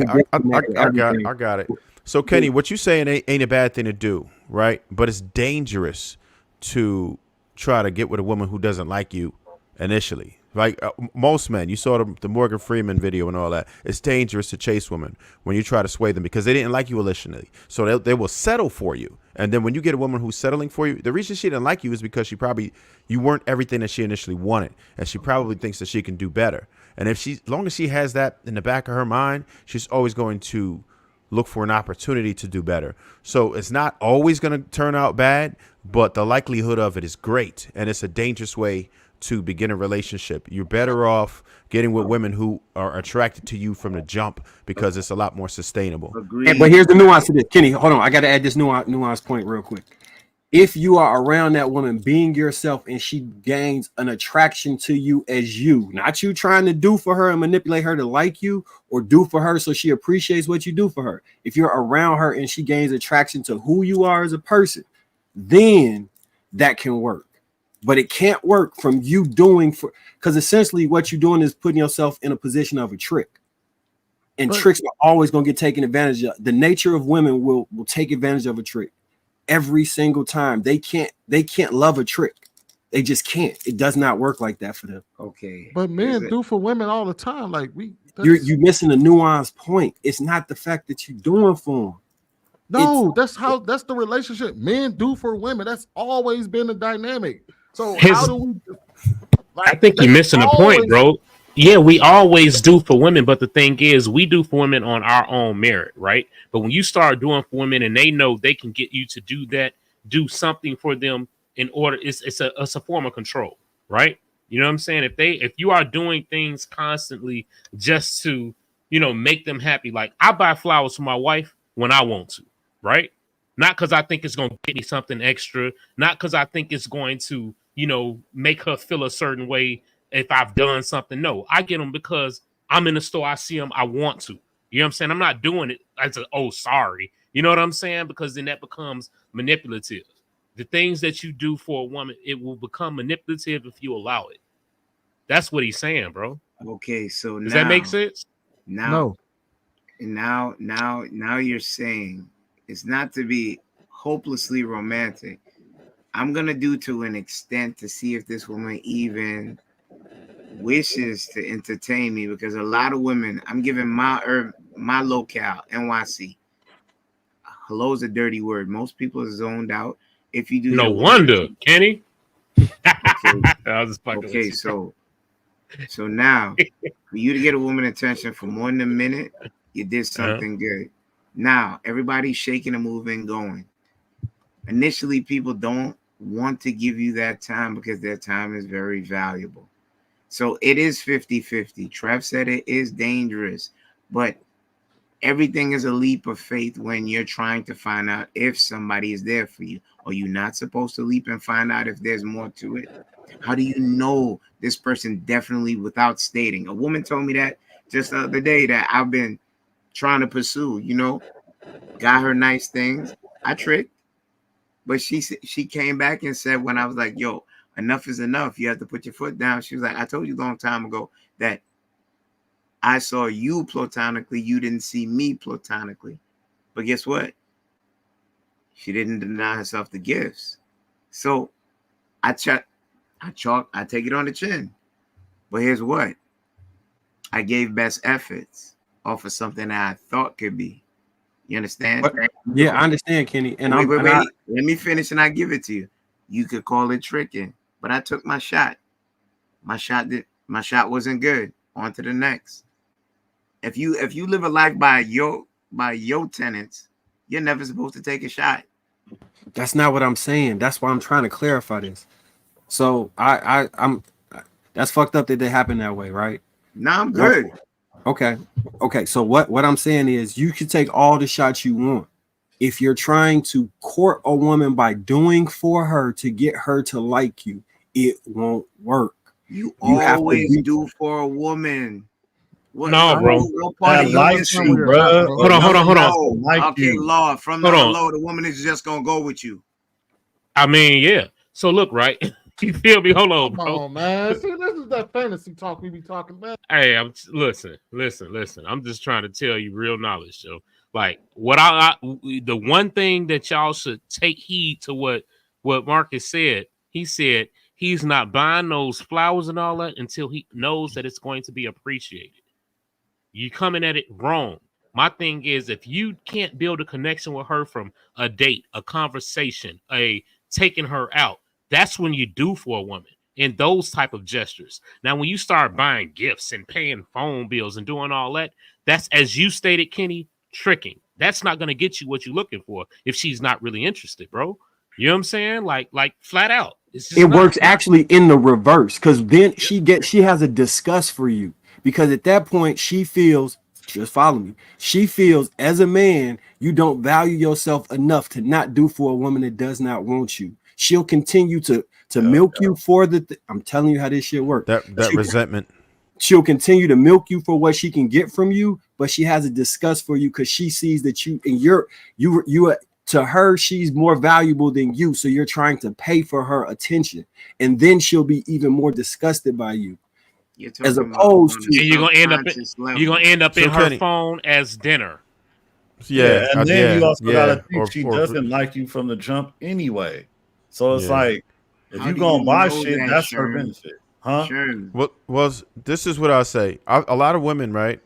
They will take those things and those gifts from dudes that they don't like and try to like them, but they mind ain't never really with it. So just saying, like, that method that you tried was deemed to be ineffective, right?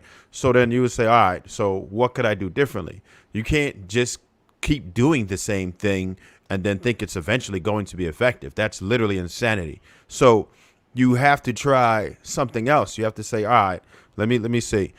I'll just give you an example. My wife, first date I took her on was pizza. I ain't buy her the damn thing. You know what she enjoyed? my charisma, my conversation, that type of thing. And if you don't have females reacting like that to you, to where you feel like you have to pay for their company, then you are dealing with the wrong bracket of women. Either you have to raise yourself up as a man or you have to go lower. But the idea is you have to get in a space where women respond to you that way, where they just like you for yourself, where you don't have to supply anything because you are overvaluing her. If you believe that you have to pay for her time, shit, I have females pay for my time. Take me on a date first. Like, and if they like you, they do these types of things. That's just real talk. And it's not about being braggadocious or any of that shit, because you can do it too.